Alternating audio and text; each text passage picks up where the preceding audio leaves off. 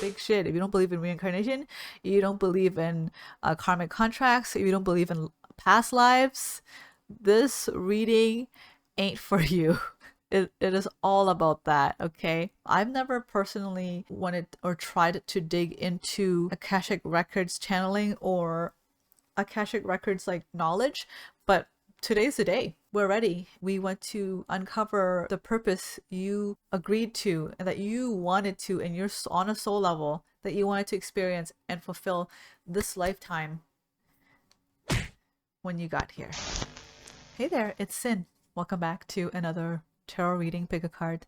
And today's topic is about reconnecting back to your purpose and how you can transmute that into your current existing manifested reality. Something like that. Check this out.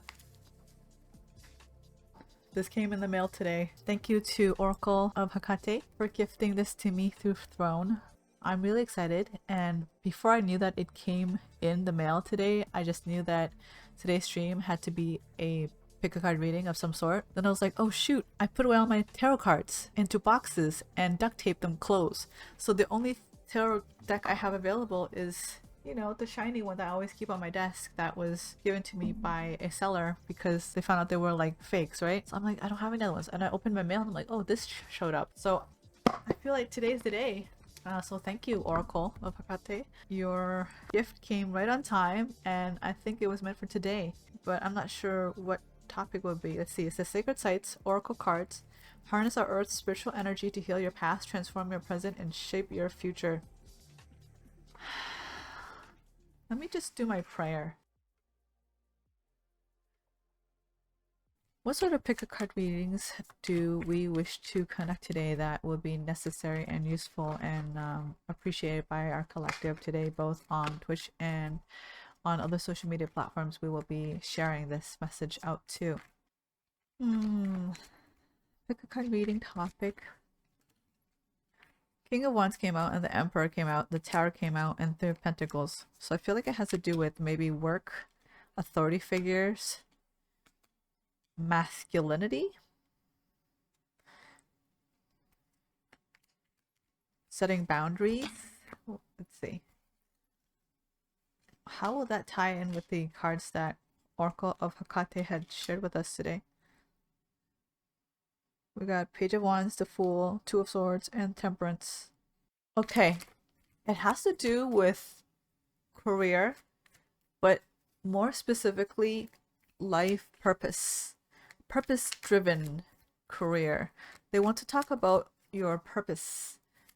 And how that can be transmuted into physical reality, and so you can continue to live a purposeful life.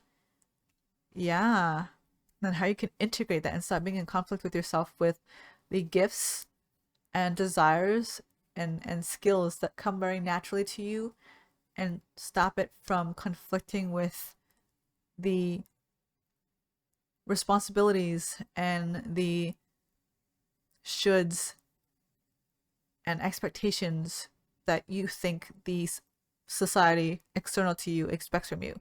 So it's like a reading about tapping back into your purpose so you can get clear on tuning back into who you truly are and integrating that into the physical manifested reality in your life, and discerning between that from the current reality that you're living and the responsibilities and the priorities you're putting before you, due to the existing expectations of what you believe society and those you love external to you, around you, are expecting from you. Okay. Cool. I don't know what I'm going to call this, but I will figure out the title when the time comes. Let's shuffle the decks back in. Thank you, Spirit Guides. So let's go ahead and have you choose objects. What objects do... Okay, they want me to select crystals for you guys, so I'll be right back. Let me move to the altar and I'll get crystals. Okay. I'm excited for the reading. Okay. Which side of the... Okay, here. Cross my legs and get all cozy before we get into the reading. All right. So I haven't even opened the box yet or the cards, but this is the order we're doing it. Okay, so this is pile 1. You get the Selenite Tower.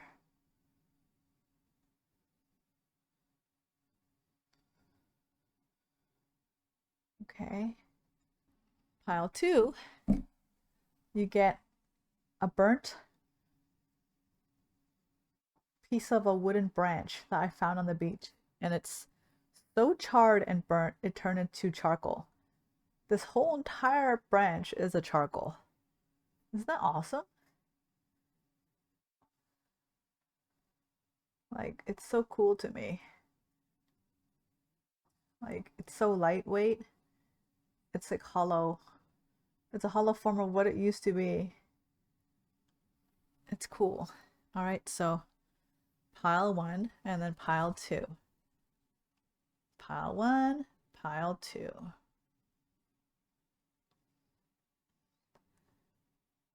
right. Let's open this box of cards, shall we? I'm so excited. Thank you, Oracle. The box is a little scuffed up, but that's okay. That's what boxes are for, right? It's to protect what's inside. We must not forget that. The purpose of a container is to help contain what is most valuable on the inside. Ooh, I'm so excited. There's a booklet. Look at this. Oh, it's Oracle cards. I forgot. So it's wrapped in white paper, which I'm just gonna remove. The bottom of the deck is this new range. I don't know what that means, but okay. Let us shuffle this deck. Surprise universe answers mine. What are the 3 cards for the first pile? Oh, they want me to shuffle it more. It's not shuffled enough. Okay. 1 card flew out. Second card flew. Okay, 3. I'm not turning them over. They fell out face down. My guys want me to put the crystal on top of the pile while I shuffle for the second pile. What are the 3 cards for pile 2, Spirit? Ooh, they flipped over and looked at me, and I try not to. Okay, 4 cards came up for you guys, pile 2. So it's interesting. The pile 1, the cards flew out face down. Pile 2 flew down face up. Okay. We're going to go into pile 1 now. We're going to find out the reasons and your purpose, but we're going to also utilize the energies of sacred sites from around the world. So this might be things that I feel called to say. These sacred sites might be connected to your past lives or even your current lifetime that you might have ancestral blood ties roots with. And if not blood ties, it's on a spiritual level in a past life that you have had karmic ties with these sacred sites and these lands of these heritage and cultures from way back when. And those lessons from these sacred sites, whether it is last or maybe like thousands of lifetimes back for some of you, or this lifetime, it is wanting to be recalled, to come back, to reintegrate itself and remind you who you are and why you came here and your purpose and what it is that you contractually signed up an agreement with universe before you came here and reincarnated. Ooh, this is some big shit. If you don't believe in reincarnation, you don't believe in karmic contracts, if you don't believe in past lives, this reading ain't for you. It is all about that, okay? And I also feel called to say that because it ties in with sacred sites, there is going to be some crossovers with Akashic records. I've never personally intentionally wanted or tried to dig into Akashic records channeling or Akashic records like knowledge, but today's the day. We're ready, and we want to uncover the purpose you agreed to and that you wanted to, and you're on a soul level that you wanted to experience and fulfill this lifetime when you got here. Wow, that's deep. Pawan. You got Jerusalem. Baalbek. Sorry if I am mispronouncing things. And Ateshka. Oops. Oh, that one struggled. Ateshka. Okay. These are the 3 sacred sites that showed up for you. We're going to read each one individually with the cards, meant the guidebook that it came with. Okay, Jerusalem.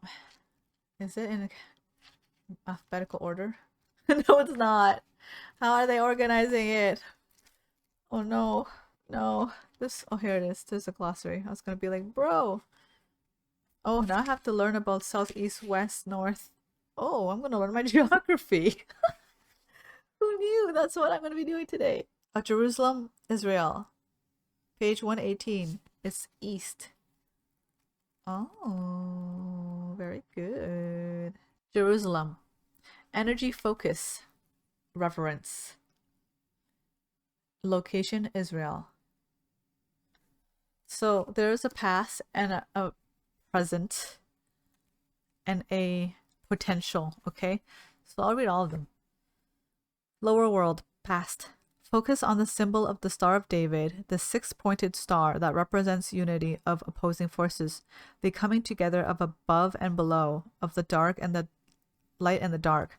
The card also shows Jews at the Wailing Wall, grieving for the temple destroyed over 2,000 years ago. Perhaps they are yearning for full connection with the power of their Lord. Is there something from your past that makes you weep? Oof. There's some heavy energy that's coming in. Is life now not all it once seemed?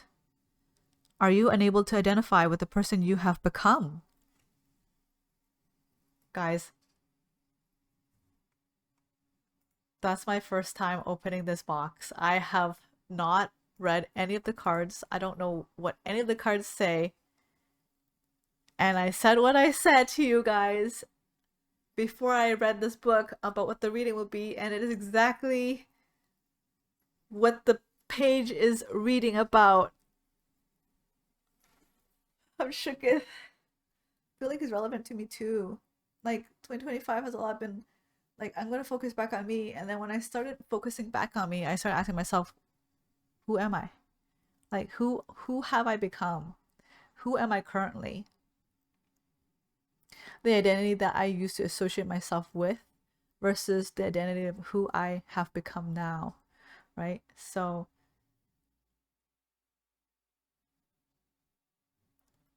it's crazy. Like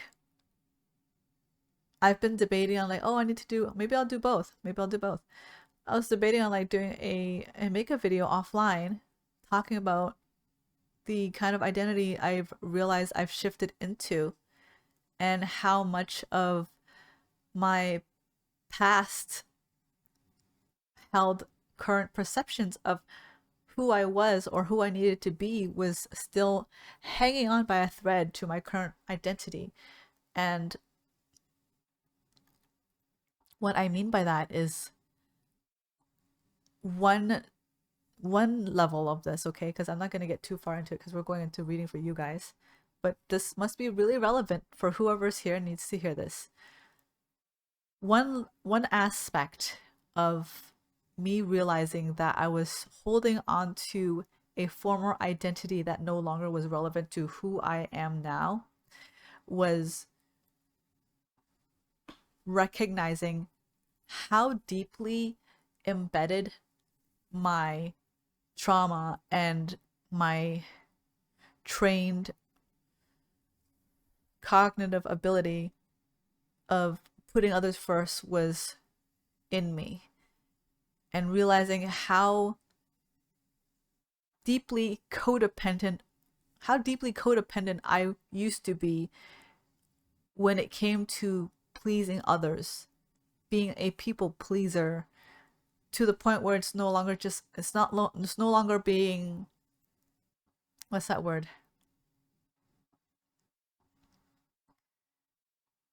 people who like altruistic, or like people who donate philanthropy. I feel like it was beyond It was beyond philanthropy and altruism. It had a darker hidden truth to it. And the shadow of philanthropy and altruism that was in my heart, the shadow truth was there was a very outdated belief system, matrix grid in my mind that was installed in me from a young age that I needed to people please. Why? From a position and place of survivability, of safety, of stability, of having some footing and foundation to blend in, to be liked, to be accepted, to increase the chances of one's opportunities, or to be liked so one could be spared, I don't know, being fired or being gossiped about or being attacked verbally, mentally, physically, emotionally, spiritually. And I couldn't discern how deeply that was still embedded in me until this year. And I was like, wow, like there's still yet another layer of fear within me that was hiding under the guise of being altruistic and being philanthropy, like I don't know the word is, just being very like holistic and inclusive and community driven. The hidden truth in between all the slivers of all that light was the shadow of an unhealed aspect and reason and purpose for being. And I realized that about myself, and I was like, wow. So if I no longer resonate with being a people pleaser, which sadly I have to realize and acknowledge and say now is I associated a large part of my identity with being a people pleaser, even though I didn't see it that way. I just saw it as I care about people. But the shadow side of caring about people could be coming from a place of survival and self fulfilling need, which is people pleasing. So if people pleasing is no longer a part of my identity and my personality trait, who am I? And I started associating and resonating with this saying. There's this saying, there's a song, okay? There's a song that says, at the beginning of the lyrics, it says, I'm not nice, I'm charismatic.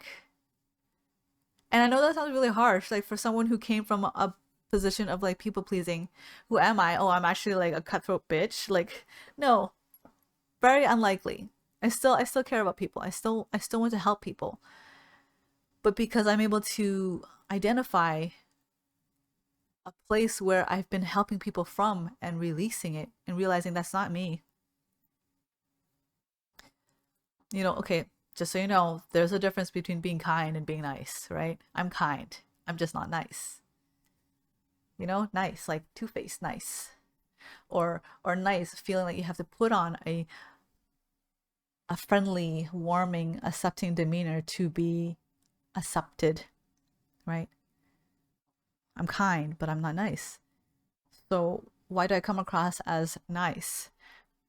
It's because through my built shadow self of people pleasing, I don't know why I'm suddenly feeling really emotional. Maybe someone here or someone in the future that will be watching this video will feel really emotional hearing this.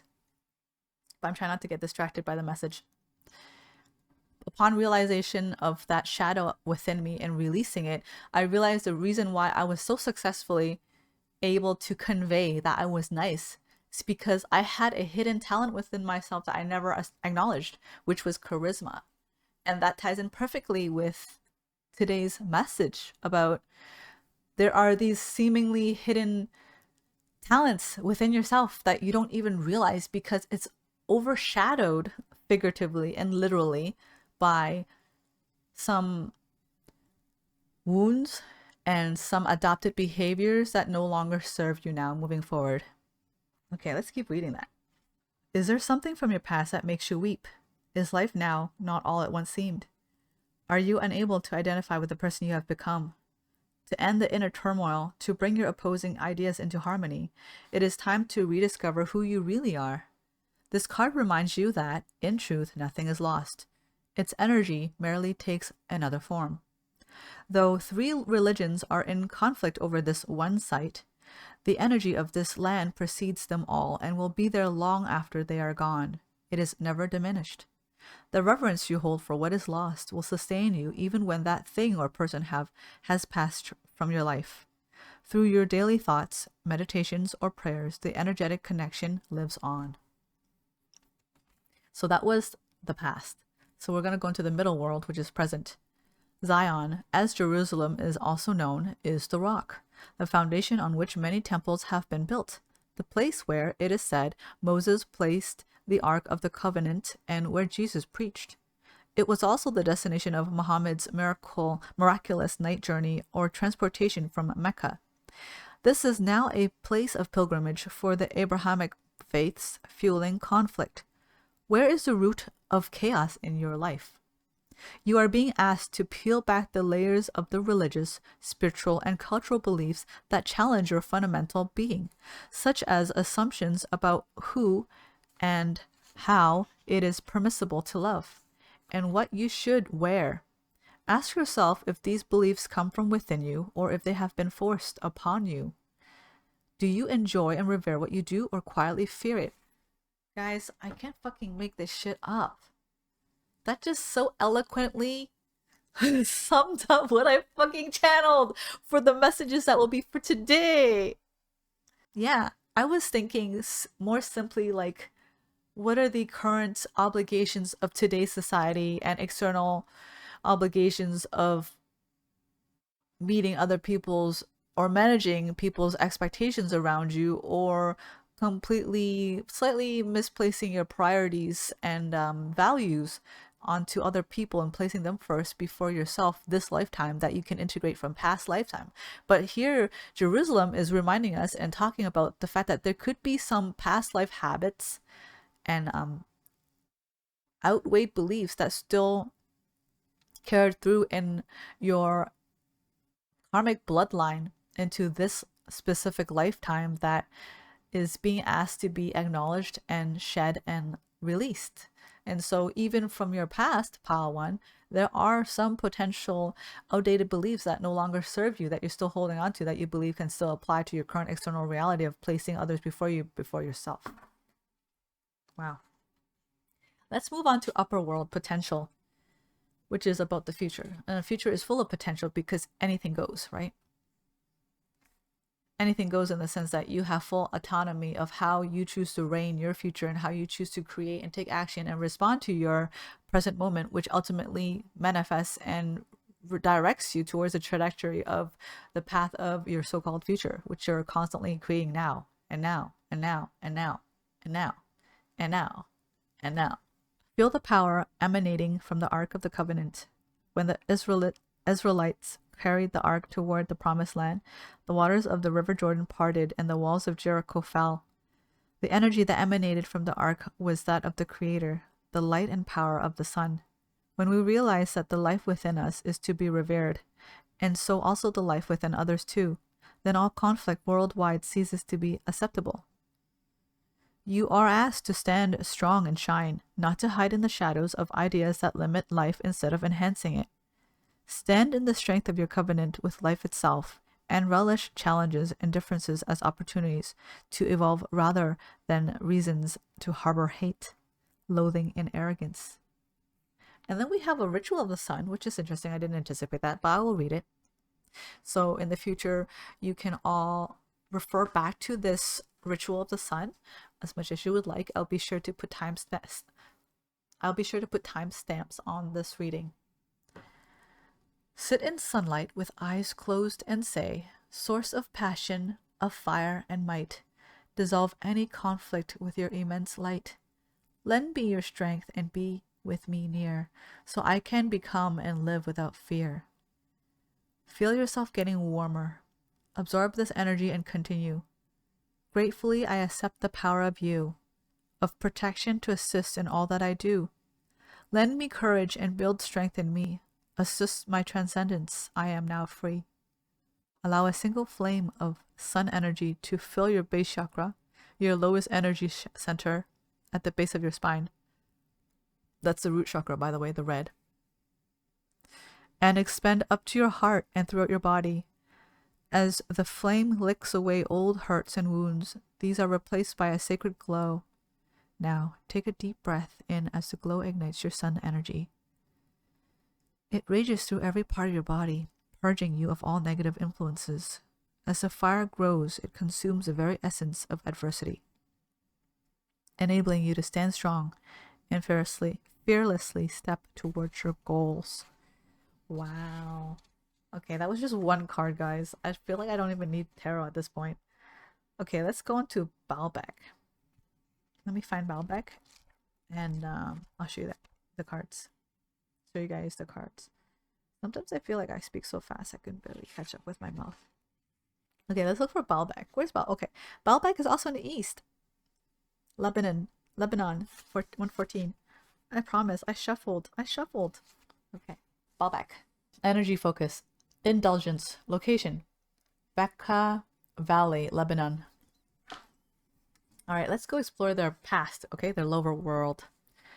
Let's see what wisdom they have for pile 1. You are invited to sing, dance, drink, and make love. Will you accept joyfully or decline for fear of repercussions? The Bacchanalia were festivals of Bacchus, the Roman god of wine and fertility. The vine leaf represents the sacred drink created from ivy and vine leaves that gave access to altered states of consciousness, allowing communion with the spirits of nature and the divine. The celebrants honored the divine through copulation. That's cool. Wow. Reverence of the divine through sex. And sex is very sacred. So that's really cool. So they had sex from a spiritual intention. Wow. I love this.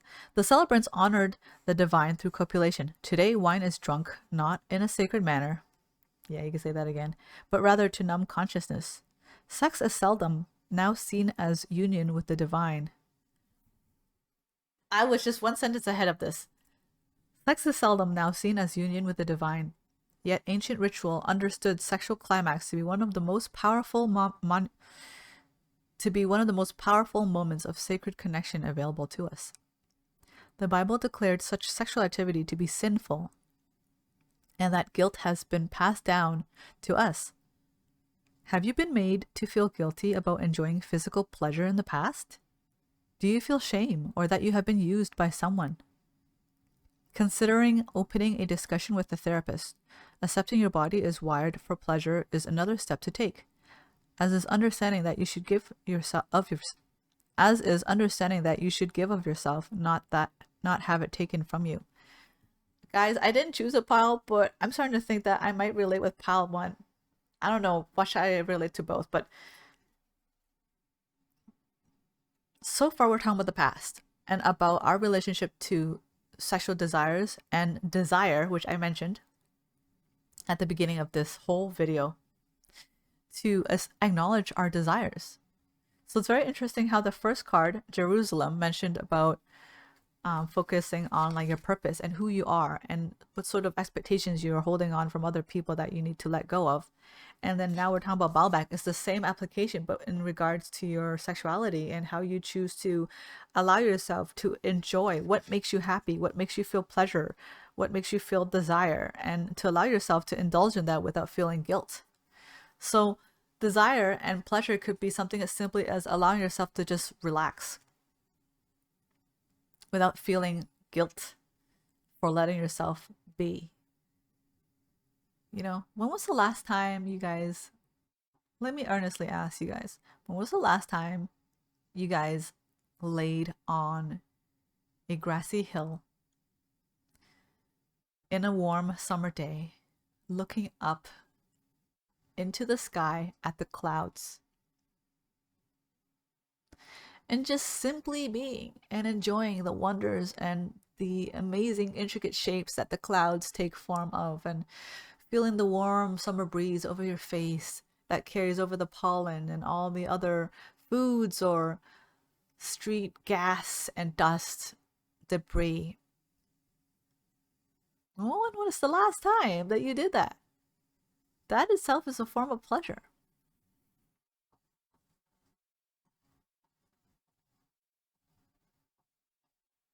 Hmm. Yeah, like even for myself, I'm trying so hard not to make it about me, guys. I'm so sorry. Like, it's just my guides are telling me to use myself as an example, so it must ring, it might resonate for some of you guys. There's a reason why I'm talking about it. I usually don't talk about myself, but this reading, they want me to talk about myself. So, how I relate with this card, Baalbek, and when it comes to pleasure, is that I grew up in a very conservative and traditional household, and I was surrounded and was associated with a lot of people who were very conservative. Their relationship with sex, sexuality, desire, self expression was very repressed. And anything you did that was remotely eccentric would be considered an opportunity for slut shaming. So, like, if your skirt was like above your knee, you're a slut. If you were hanging out with a guy friend after 6 o'clock in your teenage years, and it wasn't for school purposes, and you were caught with each other, even if you're just simply hanging out, you're a slut. If you have a boyfriend and you're caught hanging out with other guys and you have other friends who are guys also, you're a slut. Like, you're not allowed to have guy friends if you're in a relationship. Do you see what I'm getting at here? Like, how much repression I grew up in? And so it's really profound that I'm sharing this with you guys, because my art and my self expression, my talent in fashion design, is very deeply associated and tied in with my personal perception of myself and what my deepest desires are and what I see and deem as beautiful in the world, and the creations I make and the type of appearances I choose to take form in would be, in every sense of the word, completely rebelling against all the definitions and restrictions that my past reality, and still some little traces of current reality, is stemmed from. There's this hesitancy of like holding my breath and being like, but what if I'm a slut? There's some shame. There's some lingering shame of like, but if I wore a dress like that, I'd be a slut. I dated someone who, at one point, when we got deeper into the relationship, where they started trying to influence how I designed my clothing pieces, for the fear that I would want to embody these clothings on my own body, that for the fear that they would see me in public wearing my creations because my creations were deemed as too eccentric and sexual. But can we really blame the people in my life? Because even now, the things I create, they borderline onto kink and fetish and BDSM, although not outrightly, but it takes a lot of inspiration from that. And because it derives from inspiration such as that, I'm actually not allowed to post my art in certain platforms because it's seen as risque and inappropriate. And so even on a societal level, on a public scope level, I feel like I'm constantly having to tippy toe my self-expression. So it's really getting me to think a lot about this. Conversation is really well needed. It's really good. So it's definitely an opportunity for you, pal number one, to think about the type of shame that you have been exposed to and that has been reinforced and weaved into the fabric of your reality growing up, or maybe even in past lives, that you feel to this day some level of shame about it. And really put to the test, like, okay, this is my subconscious thought about shame and about this topic, about my desires. Where's it stemming from? And then write down a list. Where is it coming from? Who said it? At what point? And how does it make you feel? And what is, and then the third column would be, what is the actual truth? Okay, so this is a homework assignment for you guys. I channeled it and now they're stating this is what you have to do, okay? First category here is the outdated fabricated belief. I'm going to put a visual when I edit it. First column is the outdated fabricated belief of what was instilled in you, either in your past lives, in your karmic lifetime, or your current lifetime reality, okay? Your current perception of reality. The middle column would be about where the saying or this belief formed and originated. Where was the first time that, to your most immediate knowledge, that you recognized where this came from? Who said it? When? What time? How old were you? Like, what part of your life? Was it when you were a teenager? When you were an adult? When you were a child? Like, was it in a family? Was it in like a school? Was it at work? Was it TV? Was it friends? Was it a stranger? You know, like, find out in the middle column where this came from. The third column would be about what the actual current truth of the reality is. What are your current beliefs? What are your current beliefs now? What is it that you want it to be now versus what it was or have been versus what you want now, the last column. And what it is you want now and how it is true. Find facts about it. Find your inner truth about it. And find reinforced statements about how this belief that you wish to adopt and to transmute and to release and adapt and shift over into, transition into, is the truth and not the former. How can you adapt this? Who is saying it now? Who believes these now? What sort of philosophers, public figures, what sort of TV shows, what friends, what communities, which family members, which coworkers, which work environments, which strangers, what areas of demographics actually believe in this truth? Write that down so you can apply yourself to those moving forward. That's amazing. I love that. I love that. I'm going to try that exercise myself. I've had both men and women, family and non-family, who'd be like, oh, your skirt's too short, you're a slut. Or like the boyfriends I dated be like, oh, your skirt is short, you're a slut, stop dressing like a slut. I don't want my girl to be slutty. Guess fucking what? They're still looking at the other girls who are wearing short skirts when they think you're not looking. Stupid. People are hypocrites. Oh, I realized that the card here, it shows like an arrow, so it shows you east already, see? So you can know which category. See, it's right here. This little arrow, it's east. And this is also east. East. But the last one has nothing. The last one is... Wait, I didn't read the other one. Sorry. I only read the lower world. Let's read the middle and potential. Middle world. Present. Under the Romans, Baalbek was known as Heliopolis, city of the sun. Jupiter, Venus, and Bacchus were worshipped at the temple, which is founded on a massive stone structure whose origin is shrouded in mystery. People celebrated the gods freely by drinking sacred wine and partaking in orgies dedicated to Bacchus. This sacred site calls you to rest, rejuvenate, and look at your options with a clear head. To do this, you need to be free of the addiction that can often be the cause of indulgence. The ancients drank to alter their perception in order to connect with the divine. If you crave a drink, partake to honor spirit, and not with the aim of losing your mind, and you will gain insight. It is important to recognize why you feel you need a drink or a hit. Don't be afraid to seek help if you are a victim of drug or alcohol abuse, yours or someone else's. Professional advice can be invaluable in helping you explore the underlying causes of the addiction. Shadow work. A lot of people who are like conservative on the outside, they're actually like repressed,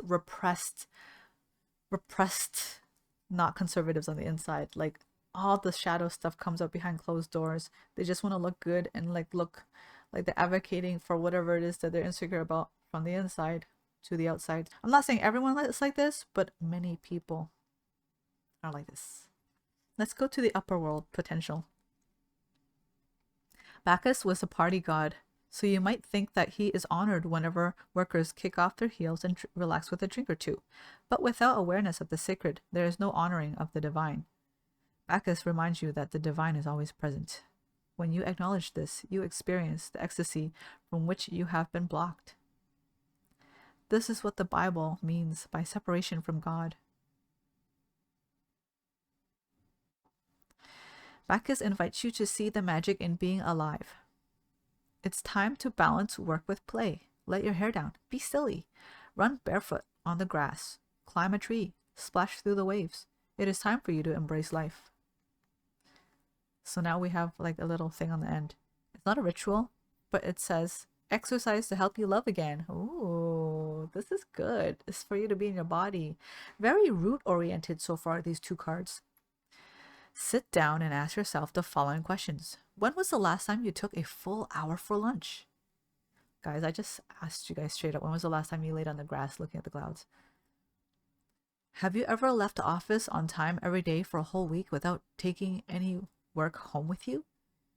When did you last sit alone by the sea or by a lake or a stream?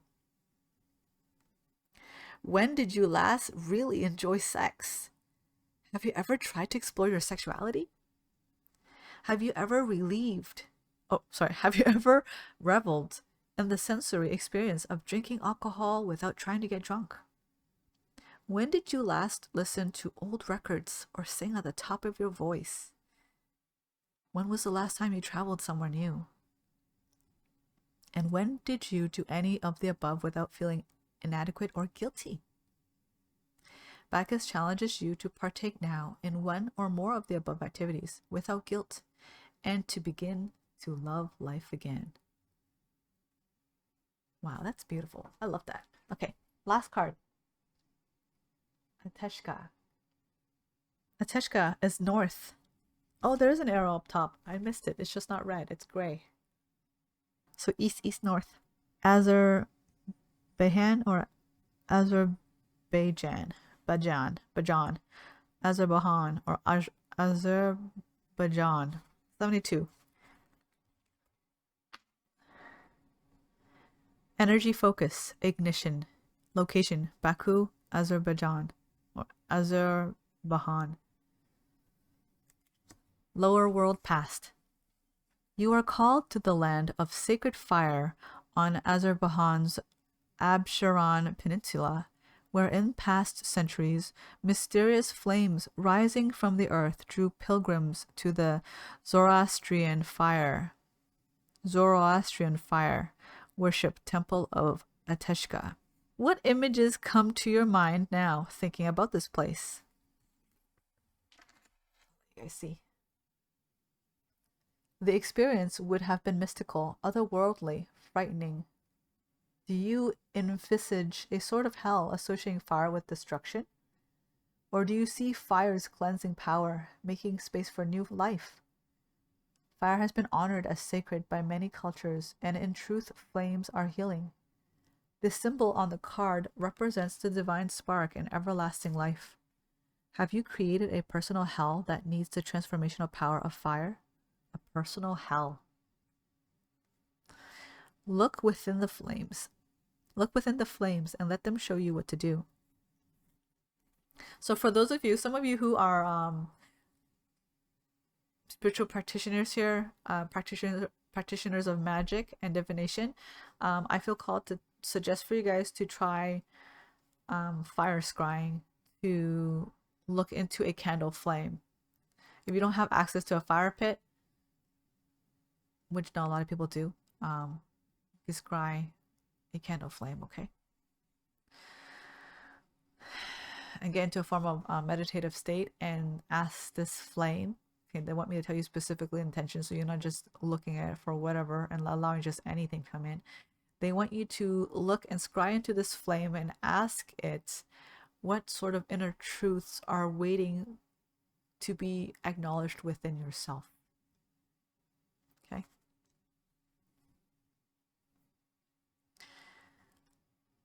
Middle world, present. What of your divine spark? Does the fire of your youth still burn strongly? Are you shining brightly, or has someone extinguished your light? That's some heavy shit. We're getting into some deep talks here now. I feel like I have some things to say about that. Ateshka was abandoned in 1883 when the fires at the temple went out, after petroleum plants were built to take up the natural gas in the area. But fire is born to be free, to spread its heat and energy. Do you remember being a free spirit, spreading joy? How do you feel now? Are you content with what has happened to you? Fire offers spiritual insight. It fuels our convictions. It is passion. Ask yourself now, who or what has snuffed out your spark and why? Was it the loss of a relationship that has dampened your flame? Don't even get me started on that. Because I am going to get started on that. Wow, my guides have some funny humor. Sense of humor. Know that the fire in your heart can never really go out. From today, rekindle your fire and your love, starting with your love for yourself. Okay, so that's the present moment, okay? The middle world. So how I can relate with that and share my experience of remembering the last time I was a free spirit and spreading joy, and how do I feel now, and if something or someone has snuffed out my spark and why, and if a loss of a relationship has dampened my flame. Yeah, I'd had all of the above. I'd had all of the above reasons dampen my spark. I often recall, not anymore, but the most susceptible part of myself back then was my self-esteem. And anytime a relationship fell apart, whether it be romantic or platonic, like friendship, and not like, intimate relationship, I was often very quick to blame myself and felt like I was the one that lost. Like it was my loss. I did something wrong. I'm guilty. I'm to blame. None of this would have happened if it wasn't for me. They didn't deserve that. I'm the one, like, I'm the villain here. I'm the enemy. I'm the one to be ashamed or guilt. So there's a lot of internal conflict and a lot of internal self-infliction on a mental and emotional level about the person I've become when things seemingly fall apart. And even if it wasn't relationships, it's just like global things like the pandemic. I know that like other platforms might censor me for saying that, but like the panini, it really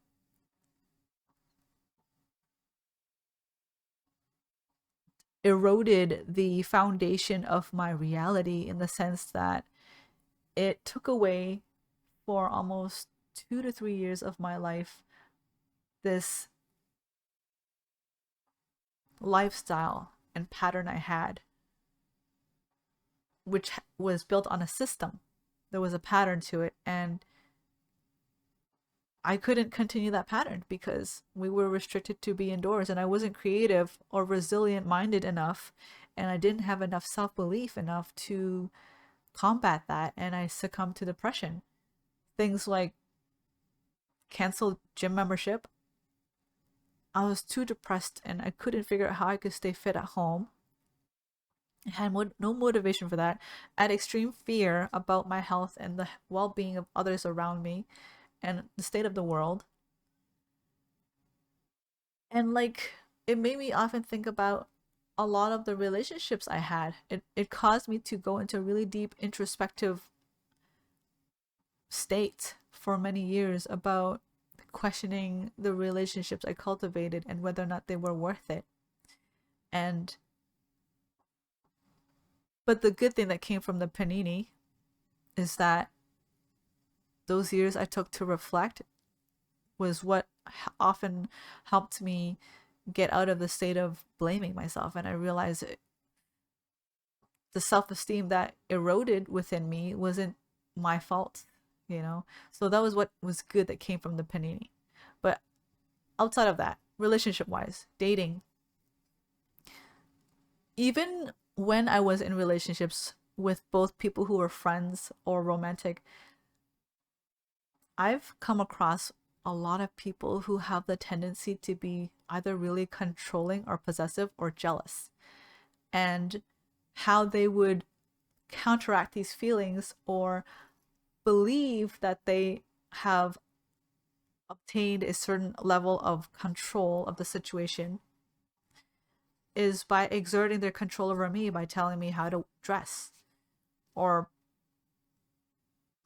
breaking me down, breaking my morale down by speaking down on me, by saying quips and passive aggressive comments or things that are degrading, that are, it's like a backhanded compliment. It always starts off as a backhanded compliment and then eventually just turns into a full blown insult that by that time it just feels second nature for them to say without it even feeling any sort of guilt or like apologetic feelings, like no sense of guilt or shame. They're just straight up like, yeah, I feel this way about you and it's facts.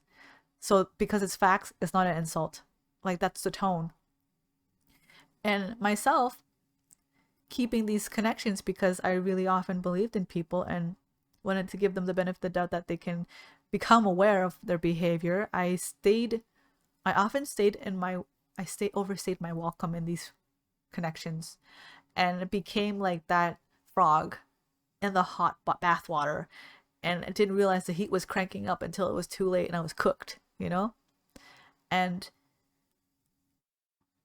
these people, places, and things and circumstances really eroded on my self-confidence, my self-worth, my self-esteem.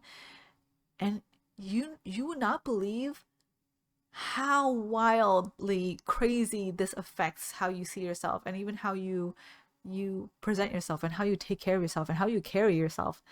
I have never felt more ugly in my life than those times in my life because I allowed myself to believe that these people were right. I didn't have the discernment and I didn't have the personal trust and faith in myself. I didn't have a strong relationship with myself to know who I am. And so I allowed people to tell me who I was because I was, that's the shadow side of being open minded. I was so afraid that I was too arrogant and stuck in my ways. So I did my best to stay open minded and open hearted to what others had to say about me and about the relationship they had with me, even to the point when they were manipulating it for their shadow reasons. I mistaken that as truth.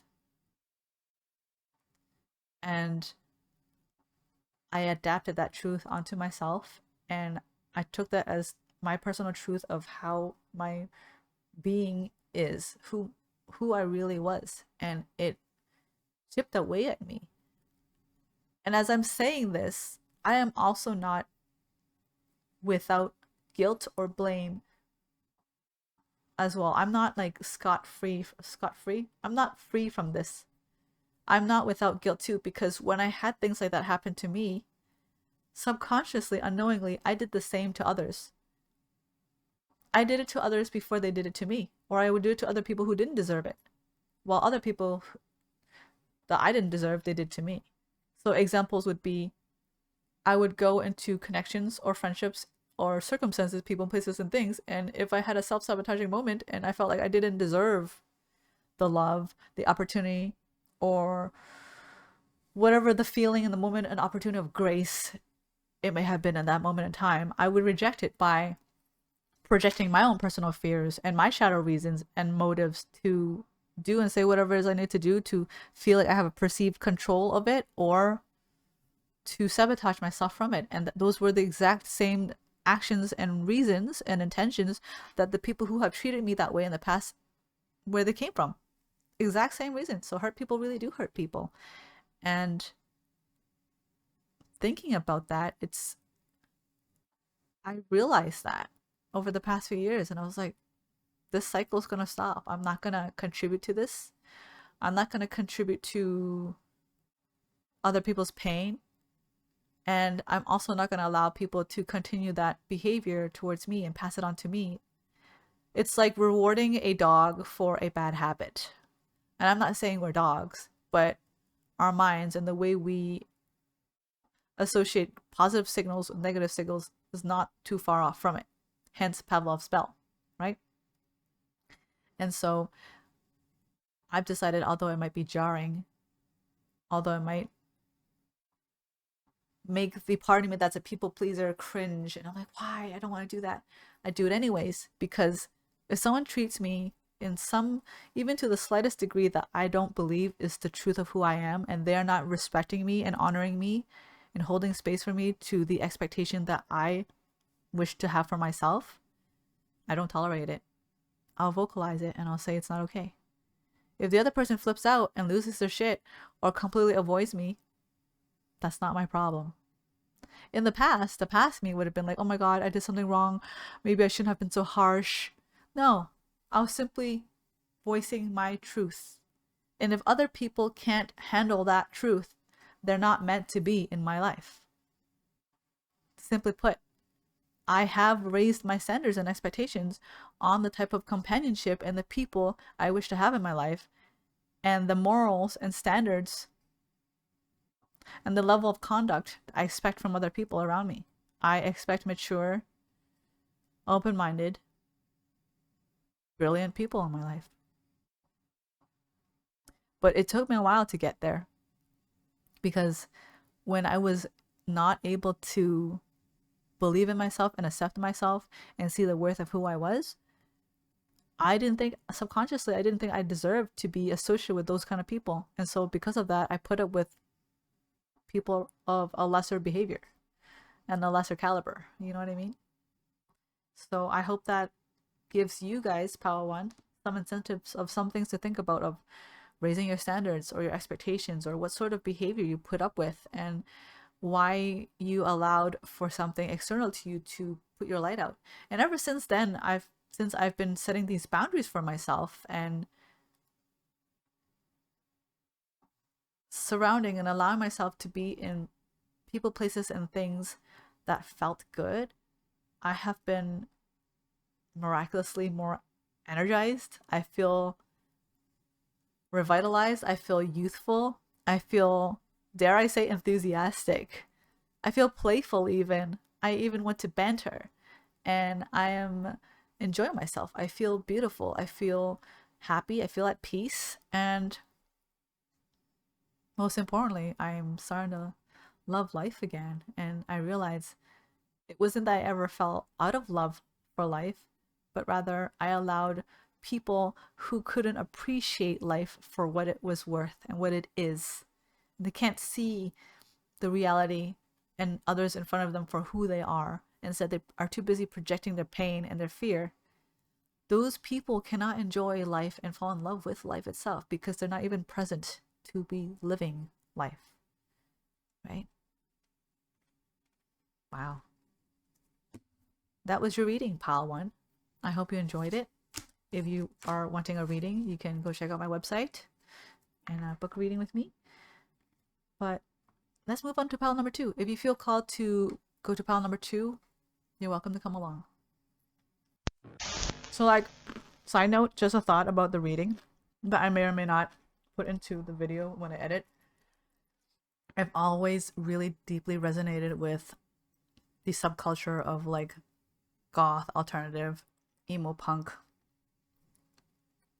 fetish, BDSM, alt, and every single time I would meet someone, more often than not, they're not in that subculture, and there's always like a sense of shame about it or repression.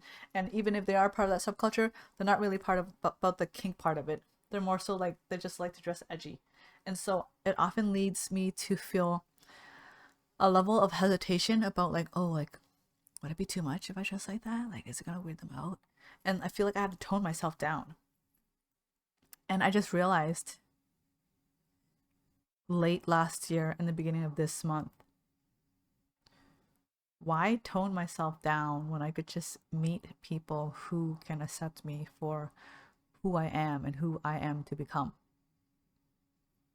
Right? And the reason why I toned myself down is because I thought, I don't want to hold myself back from losing the opportunity of having these incredible, loving human beings in my life simply because they can't accept the way I look or what my personal interests are.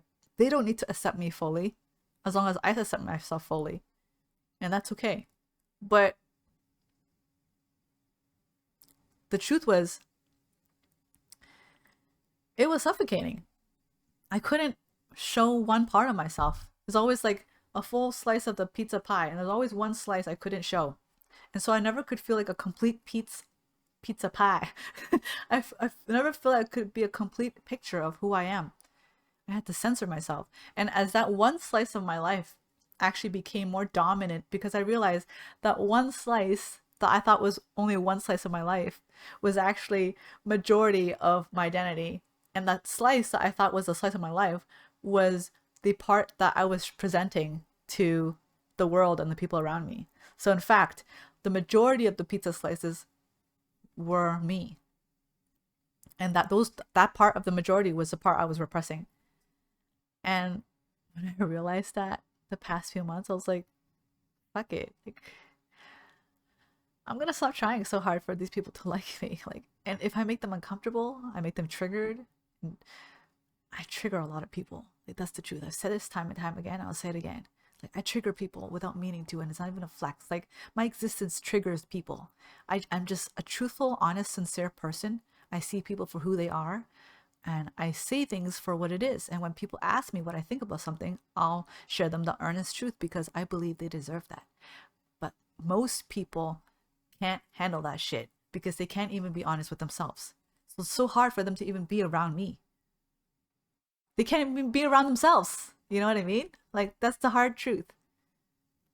And I realize that. And if that has to make me a loner as a result for at least an extended period of time until I find my tribe, fuck it, so be it. Because I have been alone in that sense when I shed my previous relationships already for quite some time. And I found out that I was happier during those years of not knowing anyone than when I was with them all those times. We know what it's like to be the other, literally. That's why I call you my sinners. Like, I'm a sinner. We're sinners. Not in like a doctrine religious perspective, but like the definition of what it means to sin or be a sinner is someone who's done wrong or seen in a bad light because we're seen as guilt or shameful because of our actions and who we identify ourselves to be. But in fact, we're not. And I want to re-empower that. It's part of the hominum, you know? I want to redefine what it means to be a sinner. And as well, we are the other. We literally are the other. We are that alternative category that does not fit into this matrix of what is acceptable or not acceptable. Pile 2. This is your object. It is a charred wooden branch. It's completely charcoalized. I don't know if that's a word, but it's charcoal. Huge piece of charcoal, but it's broken off from a branch that I found on the beach. Your first card, Mount Kenya.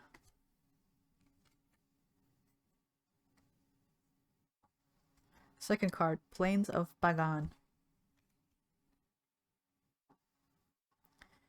Third card, Medina or Dina. Oh, this is a powerful image. And then the fourth card, which is the card that Pal 1 didn't get. Pal 1 only got 3, you got 4. The Vatican.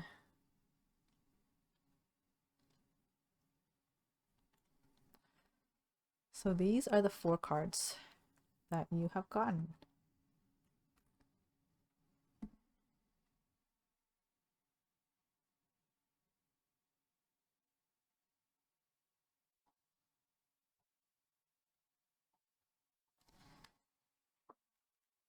All right, let's begin reading. Mount Kenya. It's south. 172. It's in Kenya. Let me read this and hold it up.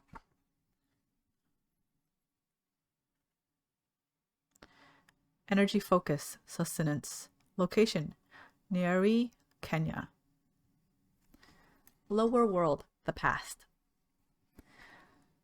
The life of the Maasai, the famous tribe who live in the shadow of Mount Kenya, revolves around their intense relationship with their cattle. These creatures who can singularly sustain human life were gifted to the Maasai by their sky god, Ngai, who resides on Mount Kenya. Cattle and mountain together created a paradise, and it was humankind's duty to look after it all. The intricate balance of life exists only when we remember to respect this duty. A message mirrored in many other creation stories throughout the world. Do you take more than you need, materially and emotionally, from others and from nature? It's calling us out, pile 2. Are we acting in a way that is very like an energy vampire? Are we being gluttonous in any way? Are we consuming too much? Overconsumption of any kind. Perhaps you have substituted feelings of inadequacy. Perhaps you have substituted feelings of inadequacy for material wealth, or taken from others without reciprocating. Sorry, like it's just straight up calling out pile 2 as a potentially being an energy vampire. I'm laughing. Okay. Start to readdress the balance by taking the time to properly thank those who help you, writing a letter, for example, or offering your time in return. Yeah, so pile 2, you are being called to ask. You guys are kind of like on the flip side of the coin of pile 1. I mean, although there are moments in pile 1 that it's like hurt people, right? So let's disregard the piles, okay? Let's just focus on you guys. Pile 2.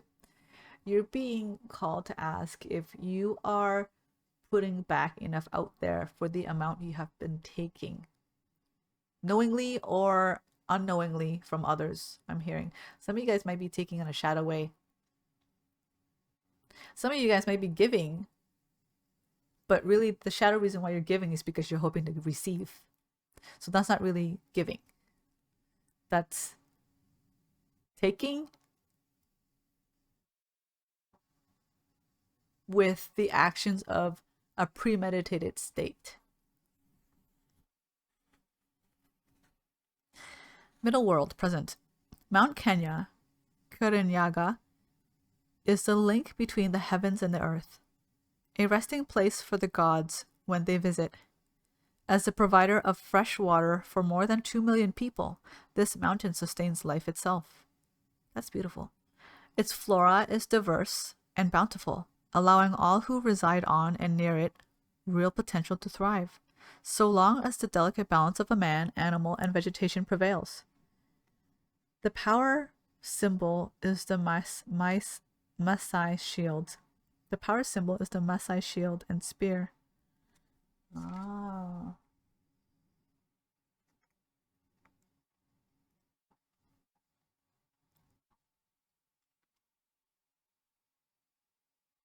Signifying the defense of the freedom to live and prosper. Oh my god, why does this sound like live long and prosper? Why does this sound like Star Trek? Probably because Star Trek took it from this. Signifying the defense of the freedom, or it's just universal, like human wisdom. Signifying the defense of the freedom to live and prosper. It is your birthright to live and prosper in a world that has all we could ever need. That is deep. We never talk about that. What is our birthright? I feel like our society has forgotten a lot about what it means to be a tribe, about community, looking out for one another, right?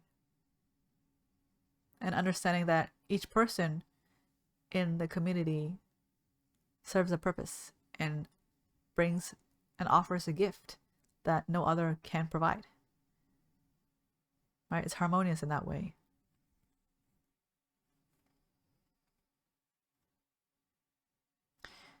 So it's really important to understand your birthright is to live and prosper in a world that has all we could ever need.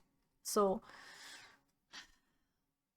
I feel like, okay, I don't want to talk about pile number 1, but I was talking about pile number 1 when we did that homework assignment.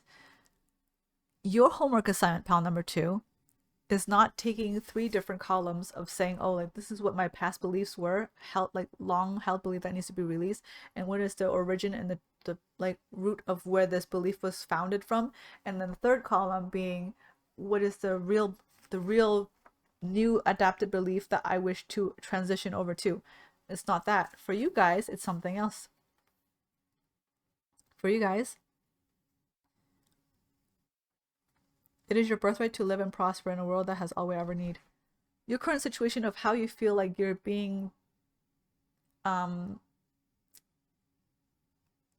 treated in a way that's unfair, there's lack of justice, or your current circumstances is like not as less than desirable. Like, you're likely, chances are, pal, too, you're very angry with the world and you feel like the world owes you much, and there's a lot that you don't have and you could benefit with having. Okay, your lack state of situation in your column, what are you dealing with right now? Oh, I don't have enough money for my bills, I don't have enough money for food, I don't have enough money for health, blah blah blah blah blah, all the things that you're lacking, all the things you feel like the dire state you're in. In the middle column, oh my god, this is going to be some hard homework, okay? Because there's going to be some hard deprogramming I'm hearing, where it's going to really cause you to do some really deep shadow work within yourselves. Because I'm hearing right now, the reason for our lack, not always due to the external circumstances influencing us, but more often, most of the time, these subconscious self-sabotaging choices we make to keep ourselves small. Let me wipe my nose before we go forward. That was some tea. I can relate with this too. Wow. Like in deeper levels than I realize. So, the middle gap. First gap is like your current situation. Your middle situation, your middle column is what's causing this situation right now. My landlord is giving me a hard time. My job is blah, blah, blah, blah, blah. My house is breaking down, or my health is deteriorating, or I have this illness.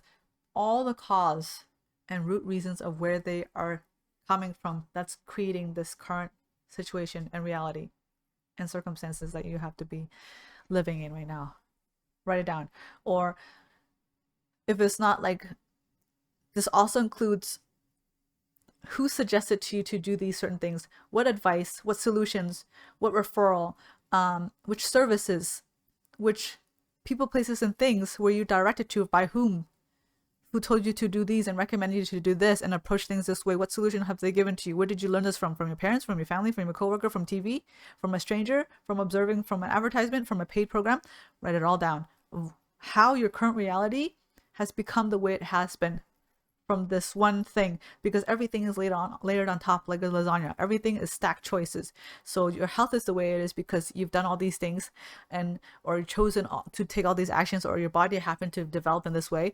Your financial situation became this way because all these choices you made, all these jobs you chose to take on, or these pay grades that you choose to accept, or whatever it is, responsibility it is, and how it's affecting your health or your living circumstances, your living situation where it is right now, how you ended up in the place you're renting right now, or how did you end up in the house that you bought right now, and how did things fall into the place it did right now, where it's either not benefiting you or benefiting you. Like if your roof is leaking, or whatever is breaking, your pipes are breaking, your car is breaking down, or whatever is not working, how did it get to that point?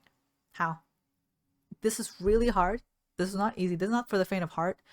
But in order to be able to discern and know the distinction between where to place your blame and not to misplace your blame, and where to take accountability of your own actions, in order to do that successfully, you have to do this. You have to get real with yourself, and you have to be honest with yourself, and you have to be honest with those around you. If you gloss it over and you don't want to acknowledge who did what where and at what point you decide to enable that, or you accepted that and you agreed, and that became your choice of responsibility and your actions and yourself to blame, if you have to see it that harshly, if you gloss over that, you're never going to get out of this conundrum. I promise you. And it's not even a promise I want to make for you. It's literally what I'm being told. I'm hearing that will seal the deal. As long as you refuse to take a look at where your current circumstances, how they fell into place from the choices you made based off of the advice and beliefs and realities and circumstances that you thought was what within your grasp or without your grasp, is what shaped it. So on the third column now, pile 2, we want you to write down the goal and aspirations of how you would like your ideal situation to be instead. It doesn't have to be something drastic, I'm hearing. It doesn't have to be something dramatic, like, oh, I want to be a millionaire. Right now I'm like negative millionaire and I want to be a millionaire instead. It could be like, I want to no longer have to worry about bills, or I want to be able to start paying off my bills monthly and not have to worry about it. It could be like, oh, I want to be at least pain free, or go towards the journey of being pain free.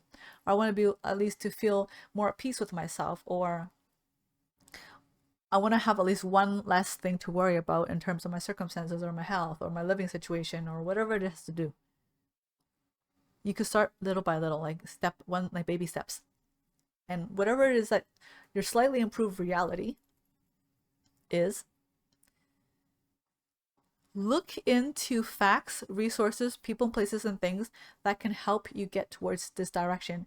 And whether or not the information you find from this, when it compared to the middle column, if you have some current outdated conceptions or beliefs or solutions or approach or perception to how you've been handling life, can be shedded away and replaced with the new solution, people, places, and things.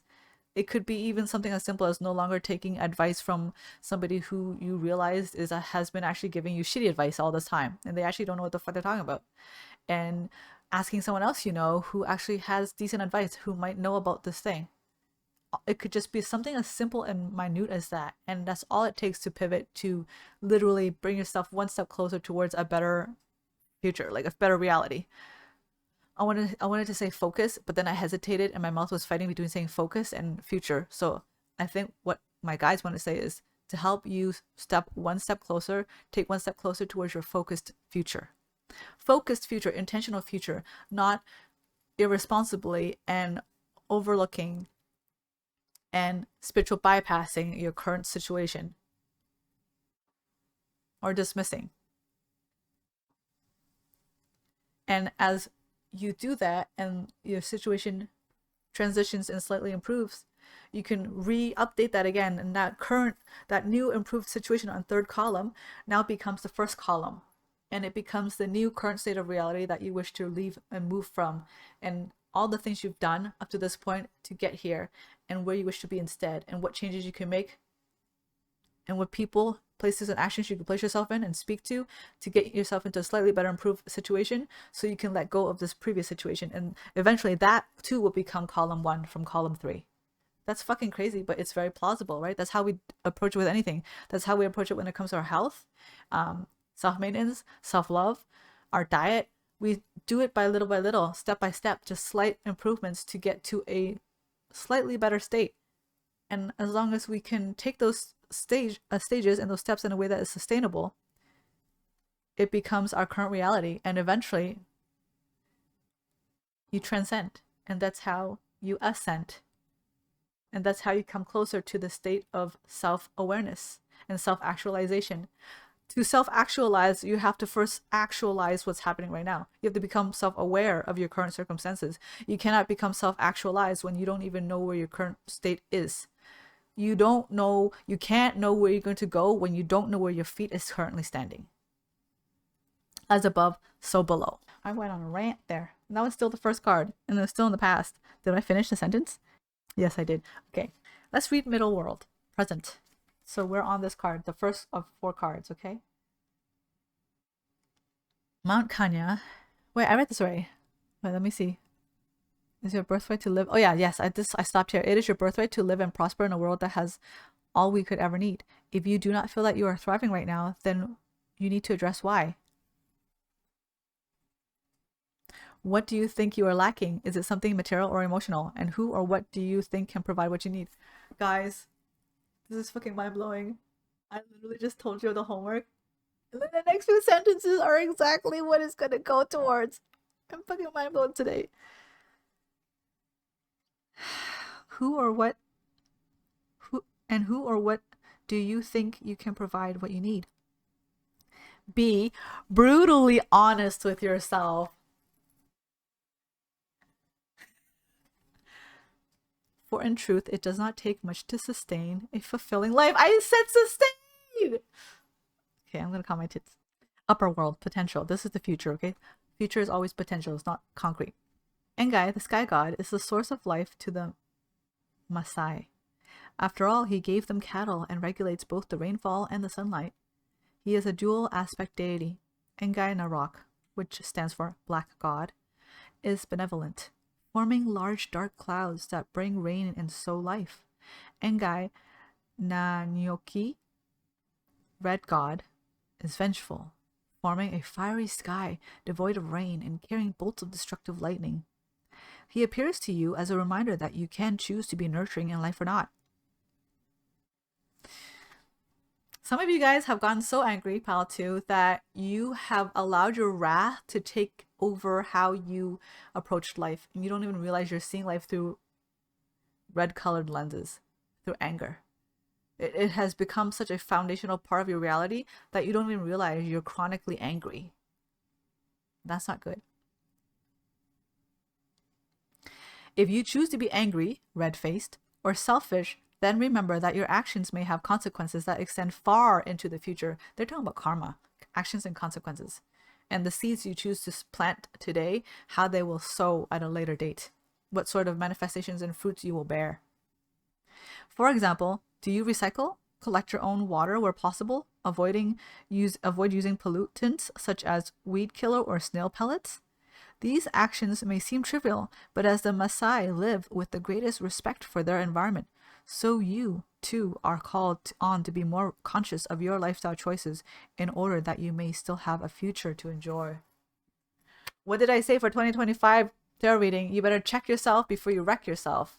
Make sure the choices you choose moving forward in 2025 comes from a conscious, self-aware place, that you're not just doing things that are for your own benefit, but also will reap consequences of the greater good for all.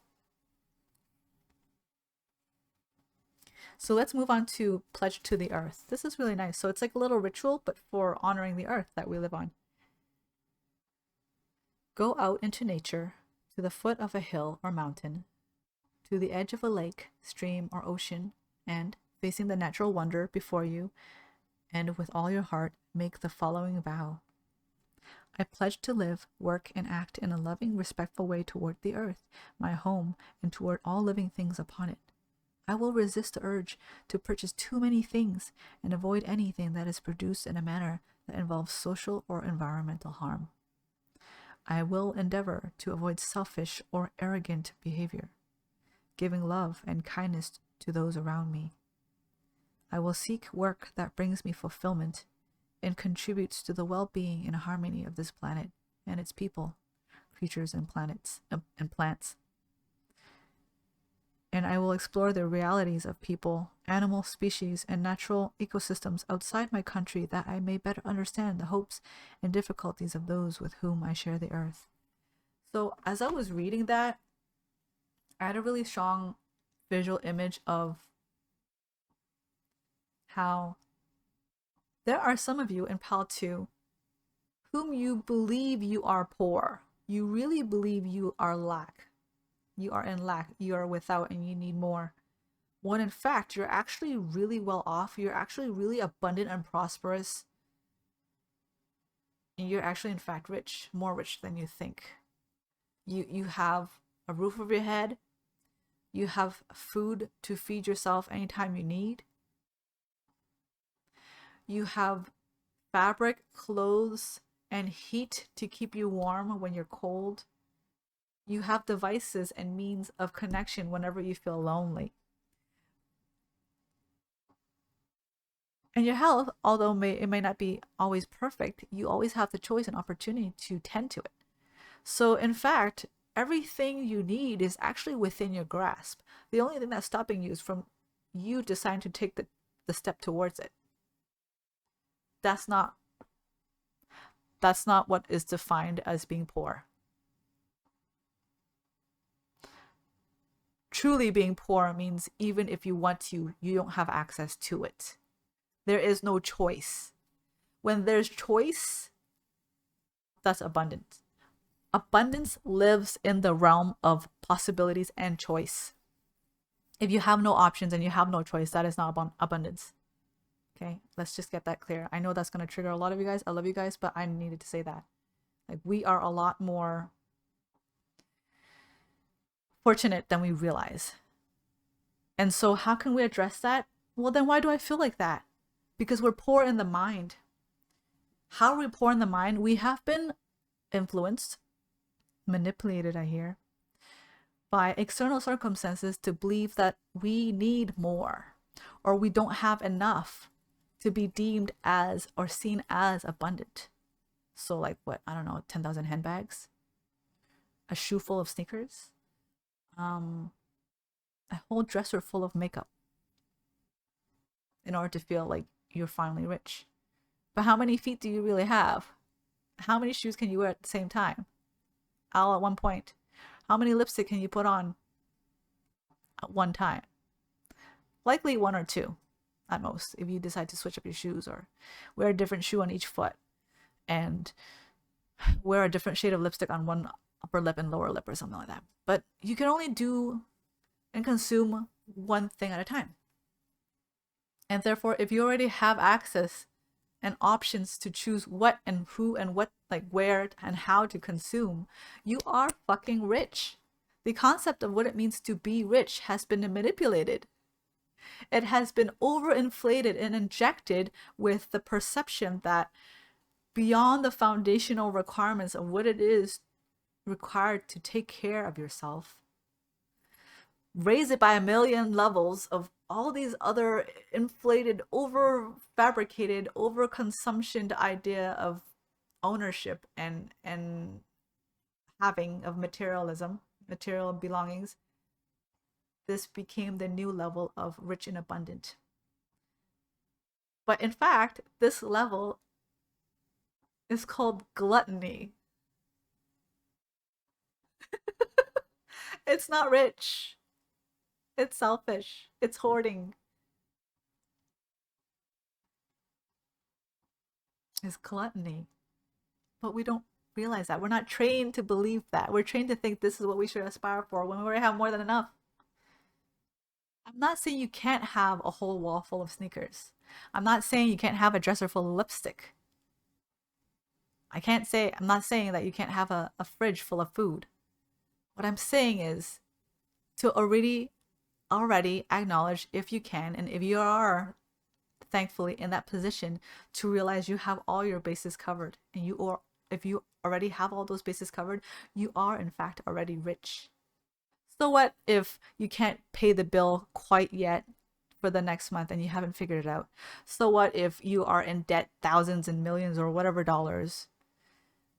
That is understandable because of our current state of the world right now, because the way our system is built is not sustainable. Okay? I'm being told to tell you that. The way our world has been built by humans, the conception of humans, our ecosystem, our economy is not sustainable. The system is in fact imploding on itself, and it has been for quite some time. So don't be fooled into thinking because you don't have enough for tomorrow that you're poor. You have enough for now. And all you can truly do and be and live is in the now. And in the now is where you have the most power, you have the most awareness, you have the most control, you have the most influence, and you have the most choice. You always have a choice. Even when you feel you don't have an option for all the things, you still, at the very, very most basic level of existence, you still have a choice on choosing where you entertain, where you're going to go, who you're going to reach out to, which resources, which communities, which shelters, which places, to make sure you can sustain yourself. And from there on, once again, returning back to the homework for you guys, pile 2, to have the 3 columns. It doesn't matter to what degree level your column, how low you are in terms of your options are, you can still slowly make a transition from column 1 to column 3. And then switch over column 3 to column 1 and do it again. You can always do that. Always, always, always. And that's the beauty of what it means to be alive and be self-aware and be human and be conscious, and to realize we are surrounded in more wealth than we realize. We are taught to feel like we don't have enough, therefore we're poor, when in fact most of us are pretty wealthy. The people who are seen as wealthy, driving like really expensive cars or having really expensive watches or having really expensive suits, that's not wealthy. That's just excessive. They have it because they can. They don't need it. They already have been long prosperous long before they even got to that level. Do you understand? They have safety, they have a roof over their head, they have food to choose from, they have clothes to dress themselves when they get cold. They're already, just like you, they're already rich. They just have all these extra bells and whistles that don't really necessarily do more just because it costs more. It's more like for fun, for frivolous desires. It's their hobby. It's how they choose to find desire. That's just their choice of desire. So I'm not telling you this to despise and hate people who have abundant material belongings. I'm telling you this to let you realize to stop hating in yourself and stop judging yourself for thinking you don't have enough. Because at a certain point in life, you hit this threshold where it's like, okay, we're good. Everything else beyond that is bells and whistles, just like our technology. Our technology is so good now that even the most recent lowest price phone can take some pretty decent videos and photos. And it doesn't even cost that much, whereas years ago it did. So that new level of foundation has already been set. And everything else is bells and whistles. Having 3 cameras and one to focus in and one to zoom and one to slow motion, that's all bells and whistles. You don't need that. That's just excessive. You know what I'm saying?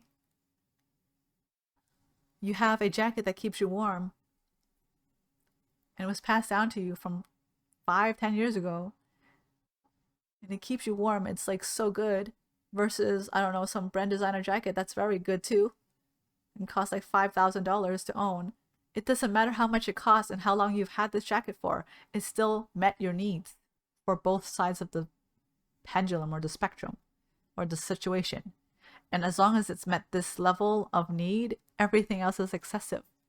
And so for pile 2, I'm being asked for you to raise your standard and your perception of self-belief and self-conceived reality of what you think poor is, to redefine what poor means to you now, because you're being called into question to ask yourself, what does poor really mean to you? And what does rich really mean to you? Because on a survivability level and a human sustainability level, your definition, I guarantee you, pile number 2, your definition of poor and rich is fucked up. That's the truth. It's your perception of rich is fucked up, and your perception of poor is also fucked up.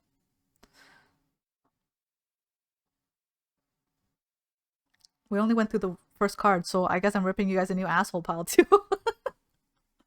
We have 3 cards left.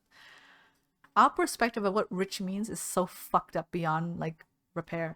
And I can say that really honestly because here's how I can relate with this, okay, with my story. Spirit just really wants me to talk about myself tonight. Someone out there must, or a handful of you guys must really will benefit from hearing this. So you guys know that I set up my new computer desk and I put my monitor arm for my drawing tablet on there, and I also have my new Costco mirror, right? In order to do that, I had to disassemble an IKEA shelf that had 12 cubby holes. And in each hole, it was so fucking crammed with so much, lack of a better word, shit. It had so much of my belongings. And the only way I can take the shelf down is if I manually unloaded each cubicle into a small to medium-sized box so I can carry it and not break my back later on. And I end up filling up to like around 15 to under 20 small shoe-sized to medium-sized boxes full of my belongings in order to empty the shelf. I put all the boxes in my brother's room because he's not coming back until the end of February, right? And when I set up my table and everything, and my room is so much more opened up, I was so relieved. I actually feel much more at peace these days in my own space. I don't have an eyesore. When I look up, I'm not bombarded with a whole bunch of things I own. It's serene. I see the table and it's clear, and I see the wall and I can see the curtain. Nothing is caving in on me or like closing in on me, if that makes sense. Like the IKEA shop was so big, it was taking up a lot of my room and my space.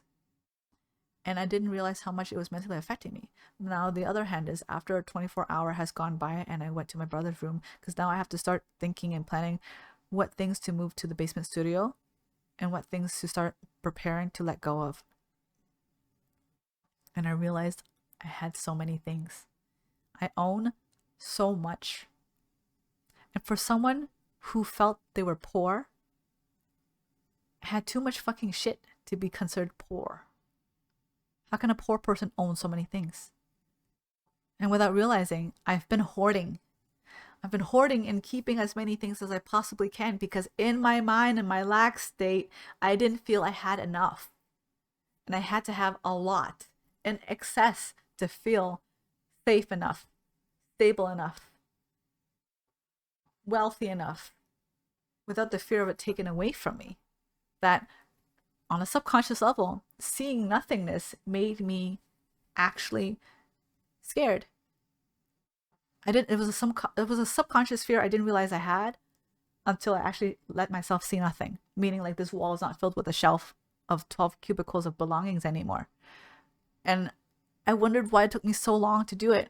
And the shadow reason now I'm sharing with you guys is I was afraid to see nothing on that wall. I was afraid to be without. I was afraid that if I saw nothing, I'll be poor again, or I will be in a position where I didn't have the things I wanted again. It wasn't a conscious or logical thought. It was an emotional driven thing. It was a subconscious psychological thing.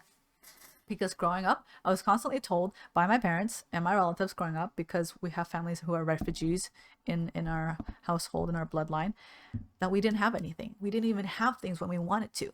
And that fear and that pain and that suffering and that struggle and that karmic bloodline of old beliefs got handed on to me, and I held on to it as if that was my foundational matrix of reality.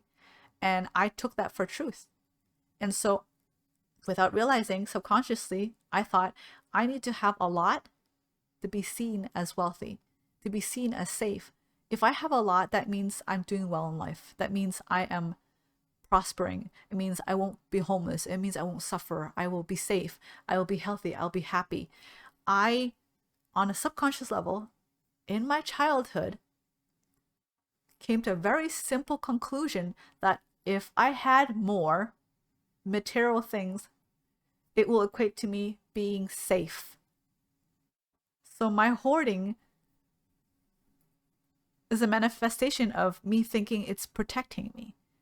And when I finally went through with putting things away and thought, what helped me take the leap of putting things away and even getting to the mindset of letting go, and the idea of being okay with possibly giving these away in the future, whatever it is I don't want anymore, is the trust and knowing and full belief that at this point in my life right now, I have so many things. I own so many things that there's no way I can have room for new to come into my life. New gifts, new belongings, new meaningful objects, new relationships, new people, new circumstances. Because the space I cleared up isn't just the space I cleared up for myself.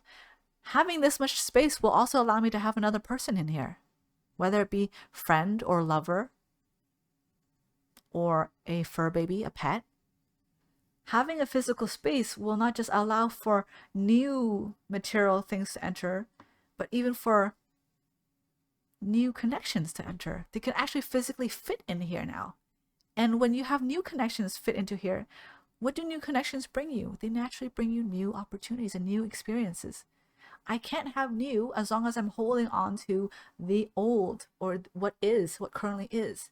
And in this way, Pal 2, you're being called to ask if currently what you're holding on to right now in a material, physical place in your life, if what you have is still bringing you things, new things into your life, or it's now become something you've held on to for sentimental reasons. And if you don't have a place to be able to display them or honor them properly, if it really is like maybe possibly a broken thing or an expired thing, is there a way that you can let go of it in a way that's honoring of your feelings and the time you had with it, either by donating it to or giving it away to somebody else? to a family member or a donation center or sell it, or maybe you can repurpose it.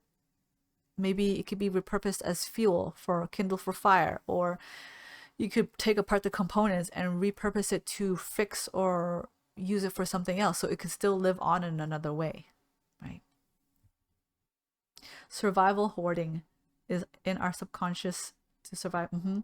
You're reminding me of that Marie Kondo person who helps people fix their place. Dizzy Jump? That series on Netflix, when I watched it like 5 years ago, it was really eye-opening. It was really beautiful. I really respect what Marie Kondo does. She really is a master at finding the perfect balance between living and having. All right, let's move on to Plains of Bagan.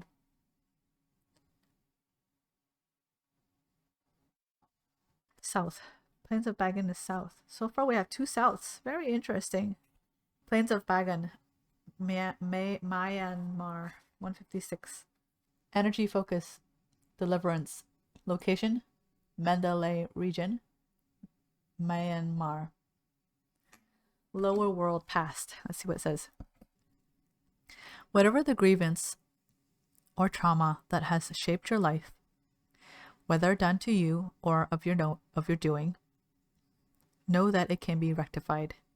The peacock is a Buddhist symbol of openness, acceptance, and wisdom.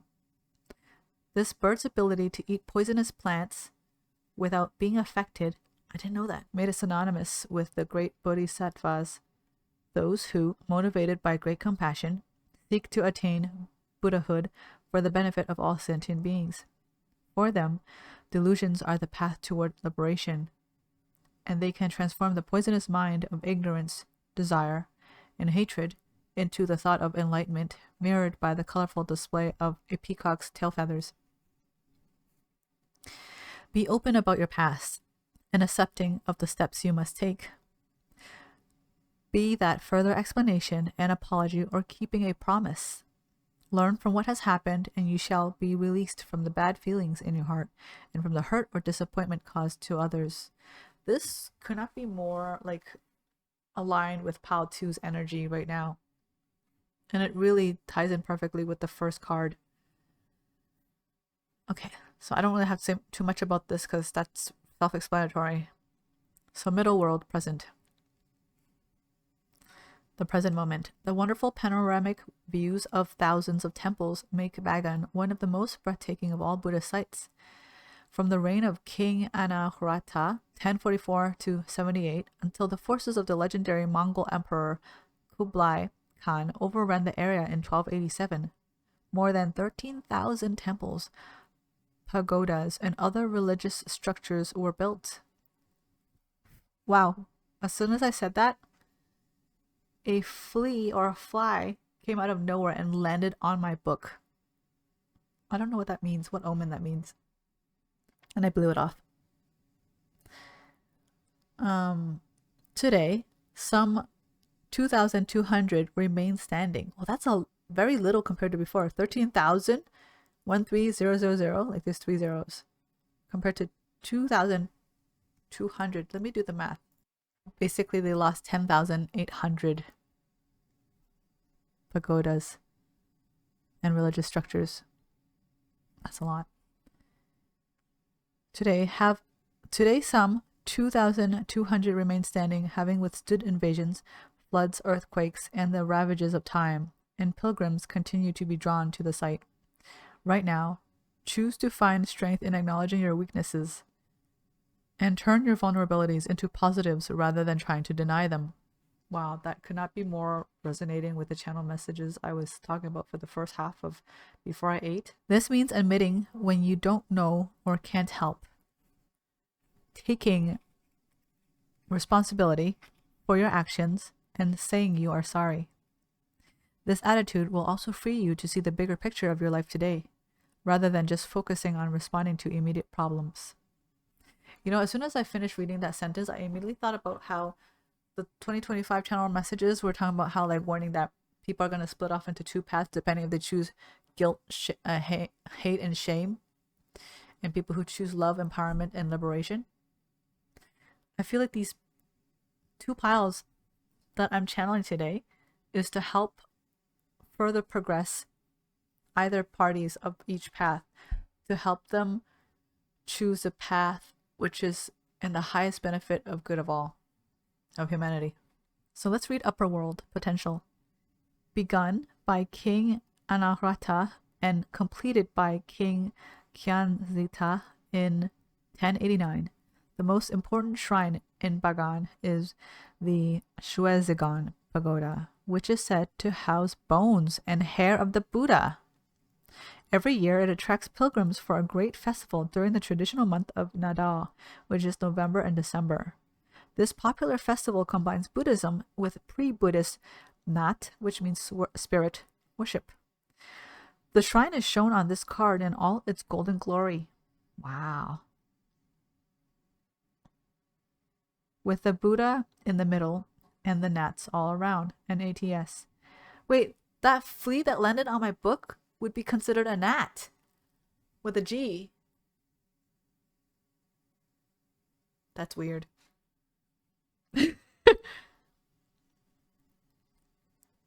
Nat means spirit. So spirit showed up. Spirit made itself known. That's beautiful. Wow.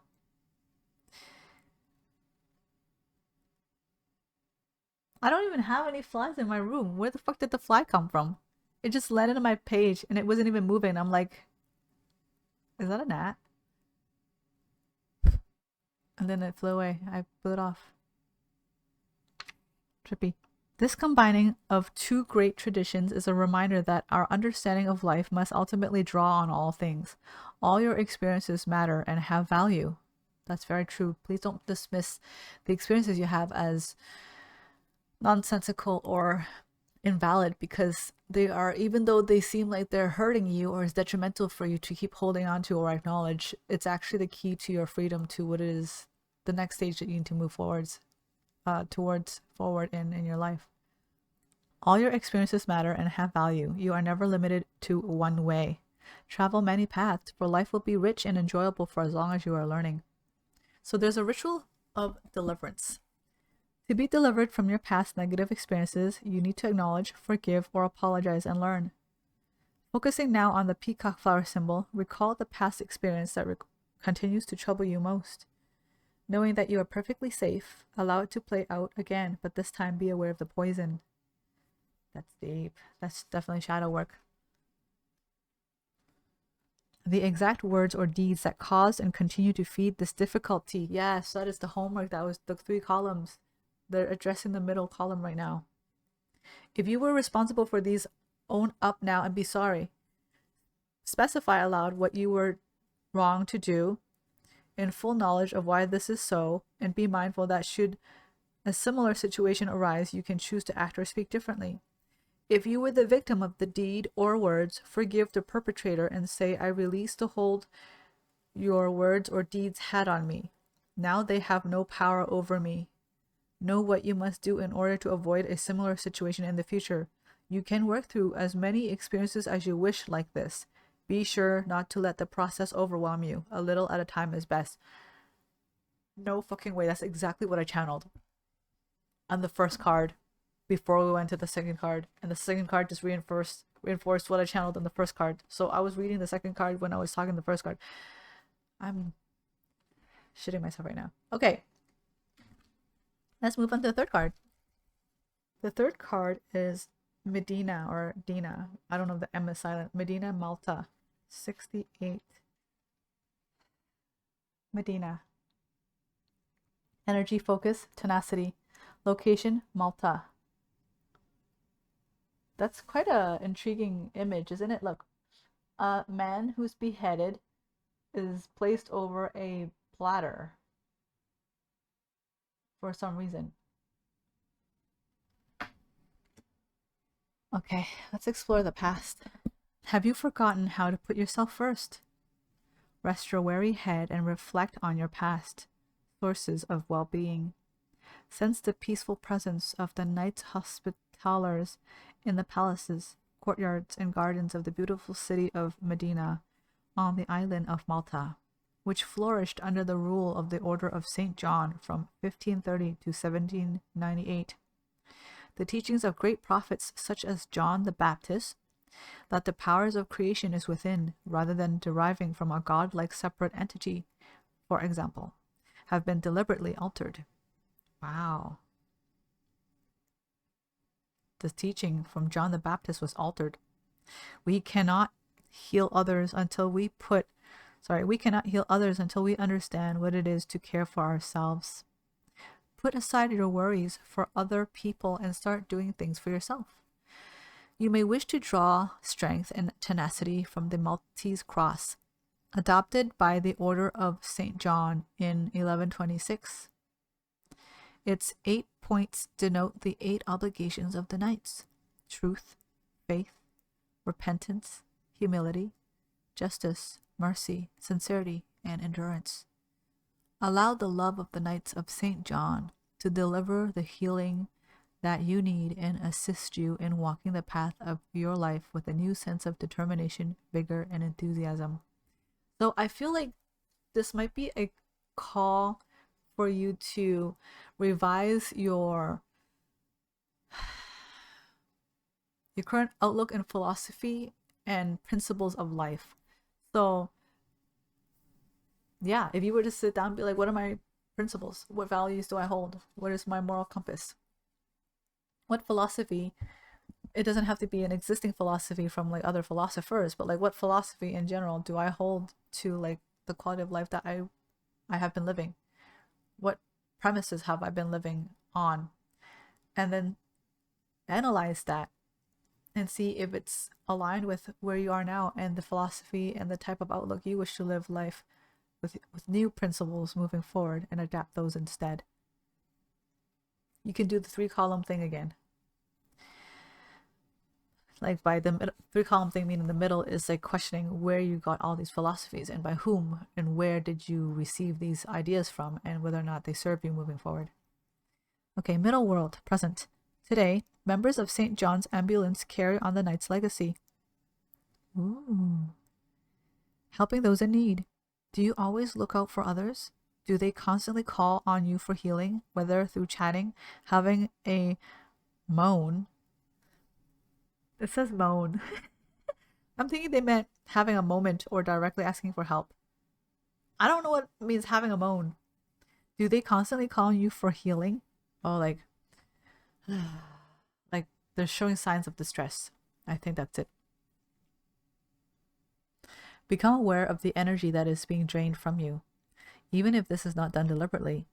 It is vital that you protect yourself from depletion. Yes, it's true, because Pal 2, I picked up on energies that like you guys might be emitting tendencies of being energy vampires, but once again, hurt people. So for you to even continue to be a energy vampire means you're constantly at energy loss. So therefore you always constantly are in a need of refilling and replenishing your energy. And the only difference between someone who does it in a natural state and a state where they are considered or coined as an energy vampire is because you're consuming more energy than you're actually, like, you're burning more energy than you're consuming. So therefore you're always constantly in a state of desperation of needing consume more, as if you're never having enough energy. And the cause for this is very likely you spending your you spending your energy in people, places, and things that might not serve you. And the word that came out is enemy. So you might have enemies that you are mistaking for friends, or you might knowingly know they're enemies, but for whatever reason, with your codependency and your inner toxicity of needing to keep them close, you're constantly feeding your enemies, and therefore you're always drained of your energy, therefore making you an energy vampire. And so you might need to start thinking about how you can cut ties with these people so you can start retaining your energy, and you can direct your energy in a focused future way towards the intention and the life you wish to live and wish to cultivate. You, at this point right now, Pal 2, you are in no position to cultivate when you're constantly giving it away. You cannot cultivate anything when you're not even keeping anything. So you may be hoarding to feel safe, hoarding material things, but the one thing that you're too generous on and that you're not hoarding of is your energy and your time. You don't have respect and you have no honor and acknowledgement of your own energy, time, and emotions. You don't acknowledge yourself that way. You don't respect yourself that way. Therefore, you spend your energy, time, and your emotions frivolously, when in fact they're more valuable, if not more valuable than the material belongings you have. That was deep. So that was the past, okay? Let's go into middle world, present. Even if this is not done deliberately, it is vital that you protect yourself from depletion. Limit the time you give to others and do not take on their problems. Stop experiencing their feelings and their fears personally. Yeah. Okay. Upper world, potential. So let's talk about the potential future. The bees you see at the top and bottom of the card represent the honey sweetness of Malta, named the land of honey. Allow your own sweetness to be shown when dealing with others. But be like the bee and rise above any problems. Be tenacious and stand in your ground. Be the observer. Be the peace. Look at the card. You are being offered the head of St. John the Baptist. I didn't know that was the head of St. John the Baptist. Who beheaded him and why? I don't know much history of this man. You are being offered the head of St. John the Baptist. How does that make you feel? Uncomfortable? Squeamish? Outraged at the injustice? I feel alarmed. I feel sad. Why does the head have to be offered to me detached from the body? Or do you believe that his fate was deserved? St. John the Baptist, to whom the Knights Hospitaller were dedicated, is thought by some to have been the true Messiah instead of Jesus. There's some spiritual controversy here. I'm here for the tea. Seek the truth, but be prepared for the consequences. You may discover something you don't like. King Herod enjoyed the dancing of his stepdaughter Salome so much that he offered her anything she desired. As a result, John the Baptist was beheaded. She wanted to behead him. Arm yourself with your tenacity and stand strong as a knight. The more you become your truth, the more opportunities you will have to grow stronger.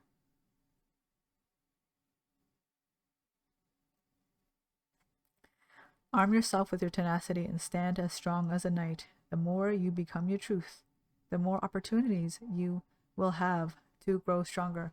That is the light side of the dark side of the same side of one side of the coin. So the stronger you stand in your truth, the more opportunities you will have to become stronger. The more you stand in your truth, the more opposition you will also face, because not everyone will share the same truth as you. And other people might try to oppose your truth and not allow you to live your truth because they're projecting and they can't believe that more than one truth can exist simultaneously. They have a very controlling colonization type of mindset, right? A need for control. So, yeah. So learn to become more discerning. But in order to become discerning and to be stepping more into your truth, you first have to acknowledge where you are giving of your time, your energy, and your belongings and spaces and emotions to other people, to places, spaces, and things. You cannot strengthen your personal truth when you're constantly giving your energy away to those who don't respect it. If you're spending all your time giving it away to people who don't respect your truth, it's just a constant reflection of you in return not respecting your own truth and not believing in your own truth. Ooh. All right, we're going to move on to the visualization, tapping into earth energy. Okay, so far the first two cards we have South for Mount Kenya, and then we have Plains of Bagan, that's also South. And then we have Medina, which is north. Little gray arrow on the top. So let's read this. Place your feet firmly on the ground and feel what lies beneath them. Imagine tiny roots growing from the soles of your feet into the ground. Watch with your mind's eye as the roots grow stronger, thicker, and longer, burying themselves in the earth. Down they go, deeper and deeper, all the way to the center of the earth. Here you see a huge crystal. Looking at the shining rock and allow your roots to wrap around it. Now suck up earth energy into your body and let it surge through every part of you, awakening every cell, every vessel. Feel the earth strength as it flows through you, combining with your own energies and giving you the tenacity that is needed for you to heal yourself and endure all that you must in this lifetime. Now you are ready to face the world. Be the warrior, be the peacemaker. Be all that you can be to the best of your ability. Be the truth. Just be. So the last card is the Vatican, okay? I'll just show you guys and I'll quickly run to the washroom. And I'll be back. If you guys are wondering how I recorded my videos in the past, like when it was offline and I wasn't live streaming my tarot readings, like if I took this long, I did because I need to constantly like tend to my body. If I was hungry or something, I have to use the washroom or I need to like calm down from the energies, it would be like this. You guys just would never know because I would just I would just turn off the camera. Just not gonna lie though, my readings are long as fuck. Like they're not like readings I can get done in like under an hour. Like when I channel, I'm channeling so much shit, you know, kind of intense. The Vatican. All right, let's go with the Vatican. The Vatican is also north. Why is the gnat on my hand? That's the first time I had a little fly thing crawl on my hand. How did it get on my hand? I picked up the book. It crawled on the book again. Spirit is here again. Nat, N-A-T. So, Pal 2 has 2 souths and 2 norths. Pal 1 had like a lot of east and south, I think. No, east and west. Interesting. Very well-rounded reading. Okay, the Vatican, north. The Vatican, Italy. Ah, almost dropped my card.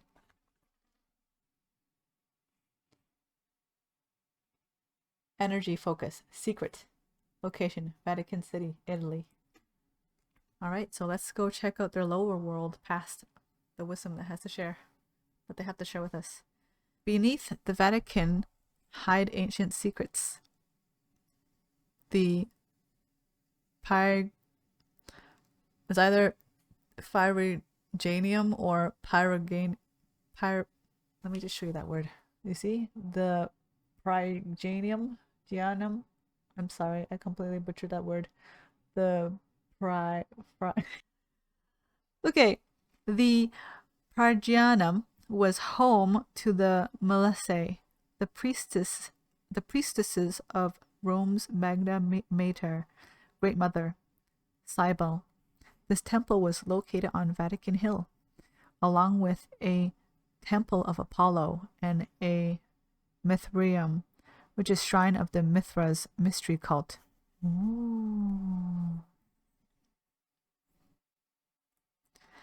On the site of what is now one of the holiest places of Christendom, pagan burial grounds and the Circus of Nero, built by the Emperor Caligula, also once stood there.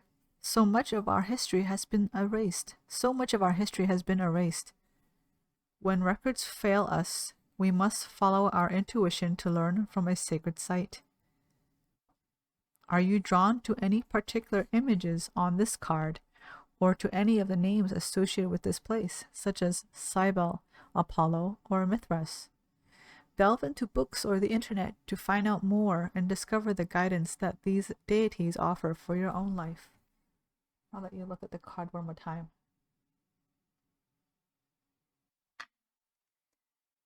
Okay, middle world, present. Originally, the Anatolian earth goddess, Cybele, was imported to Rome from abroad in the city's hour of need. When a bad harvest and famine seemed to augur defeat in war, this foreign goddess arrived in the form of a black meteorite. Have you ever considered calling on another belief system to help you?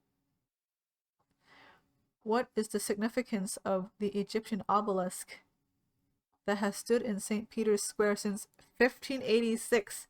This is blowing my perception of history and reality out of the water. I love how much of a clusterfuck it all is. Egyptian obelisk that was stood in St. Peter's Square since 1586. When construction began in around 326 CE on the first basilica over the tomb of St. Peter, the stones of the Circus of Nero were used to build the new church. In the late 15th century, planning for a replacement basilica began, and the new building's foundation stone was laid in 1506, but it was not until 1590 that the dome of St. Peter's was completed. Are you struggling to build up a relationship or a business, or do you fear that what you have achieved is about to topple to the ground? If so, consider asking for divine help, perhaps from a deity from a different culture or an ancient pantheon that you have not approached before. True, because I know in this sort of suggestion would be like, oh, blasphemous, especially if you believe in one God and all that stuff, right? All that stuff. I'm not trying to say it's insignificant. It's just depending on your belief structure. What I'm saying is it could be seen as blasphemous. But if we were to put religion or belief in spirituality off to the side and we're just thinking about things logically, on a logical mindset and state of consciousness, in order to have new solutions to an old problem, you have to look outside of your existing acknowledged solutions, right? Because everything that you already know is not getting you to the place of where you need to be next. Your current existing knowledge and insight and perception and understanding of your reality is not enough information to carry you through or move you forward to the next stage of where you're trying to head towards. And in order to head towards that, therefore, you must receive new information or seek new sources of perspective or knowledge or resources that is far different than what you already have been cultivating all these years in order to produce and to be able to manifest and create a different result and outcome, right? So on the most logical basis, what they're saying makes sense. And so if you're a spiritual person and you practice a certain type of spirituality, they're suggesting that you might want to take a look at neighboring or similar methods of spirituality that may possibly provide you new insight into a long-standing question that you have been that has been on your mind. We just finished explaining the present for the card of the Vatican. So we're gonna explore the card upper world potential, which is the future potential. In the creation of Adam, the famous fresco by Michelangelo on the ceiling of the Sistine Chapel, Adam seems nonchalant that God is reaching out to give him life. If God came to give you life, would you lie back and casually lift your finger to him? That's so funny. True. Like, this douchebag Adam is like, yeah, whatever, bro. Give me life. I don't give a fuck. That's so funny. Beside God is the form of a woman. Could this be Eve at God's side? Oh, yeah, I never noticed. Oh my gosh. There's humans he's hugging around. Oh. Beside God is the form of a woman. Could this be Eve at God's side, not made from atoms? This is some controversial questions, and I'm here for it. Like, number 2 is juicy. Can you tell I'm reveling in this feeling? The divine spark is coming. Will you rise to the occasion? Time to step out of slothfulness. That could not be in better timing. I just released my channel message podcast with Spirit last night on YouTube about the topic of sloth. I did the reading last year, probably half a year back, on Twitch. You can find it in my VODs under the tarot reading category, like the tarot section of my Twitch channel. But yesterday I finally edited everything and I posted it on my channel on YouTube. And now here they are talking about sloth. Time to step out of slothfulness and embrace the rebirth of your soul. Know that you do not need any intermediate. No, there's a lot of big words in this pile in this card. Know that you do not need any intermediary to connect with God. You can address the divine yourself through prayer, meditation, and ritual. Put what you have been taught to one side and wake up now. They're yelling at us. Call on the Creator, proclaiming, I am here. I am ready. Journey into the past. Okay, so there's a little section here for this card, okay? Imagine standing in the vast Basilica of St. Peter. Does its monumental scale and magnificent art you see everywhere evoke awe or unease? To your surprise, you notice a small trapdoor beneath your feet. You open it and climb down a wooden ladder. I don't know why my right hand starts shaking. It's like a little bit like that. You open it and climb down a wooden ladder. It is very dark, but as you descend, you glimpse a tiny flickering light beneath you. When you reach the bottom, your eyes have adjusted to the darkness and you find yourself in a beautiful underground room, full of statues and artifacts. A candle stands before an altar adorned with a pentagram, as well as symbols of the gods and goddesses of the old ways. You see a huge Egyptian ankh and a statue representing the mother goddess, Isis. You are amazed that such dedication to ancient wisdom exists here, underneath the Vatican. You hear a whisper. The old ways have never been abandoned. They know the truth. You decide it is time to take your leave and return up the ladder back into the basilica, free to walk in whatever direction you decide to take. This is almost like a little meditative state where you go and maybe you take some sort of insight and you go back up. Renewed, revitalized, and empowered. And you get to, I feel like this last card is encouraging a lot of free thinking. And it's getting you to question the beliefs that other people have enforced onto you. Whether or not the people who seem to come across as representing as the authority figure of a certain topic, it is time for you to question them, and not necessarily question them directly, but look into their sources and see how much of their teachings to you aligns up with the actual facts and truths of history and what other people are saying. Because I don't know about you guys, but growing up in school, I was taught that the best way to make sure you have your information that is correct and you're not going by like false information is that you should not come to a conclusion about a certain answer as fact until you're able to compare at least the minimum of 3 citations, 3 different sources of information. If all 3 line up, then there's a higher chance of this being fact and true. But if you can't find 3 sources that line up, you should keep going, even up to like 50 different sources if you are willing to go that far, to see what the actual truth might be. Because a lot of the times when you look for information to align, some information are very easy to find and fact check, but some are not so really commonly known and they're more buried underneath common misconceptions. And so you might even line up 3 sources of information thinking it's the truth when in fact it's 3 well-known misguided information that is commonly believed to be true. So it's getting you to, pile 2 is a lot of questioning your reality.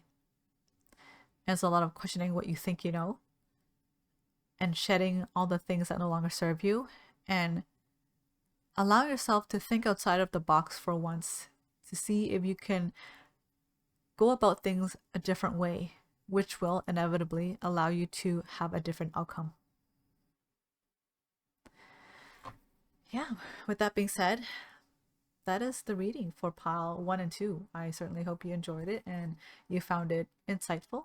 If you wish to book a reading with me, you're more than welcome to visit my website. And until then, I'll see you in the next video.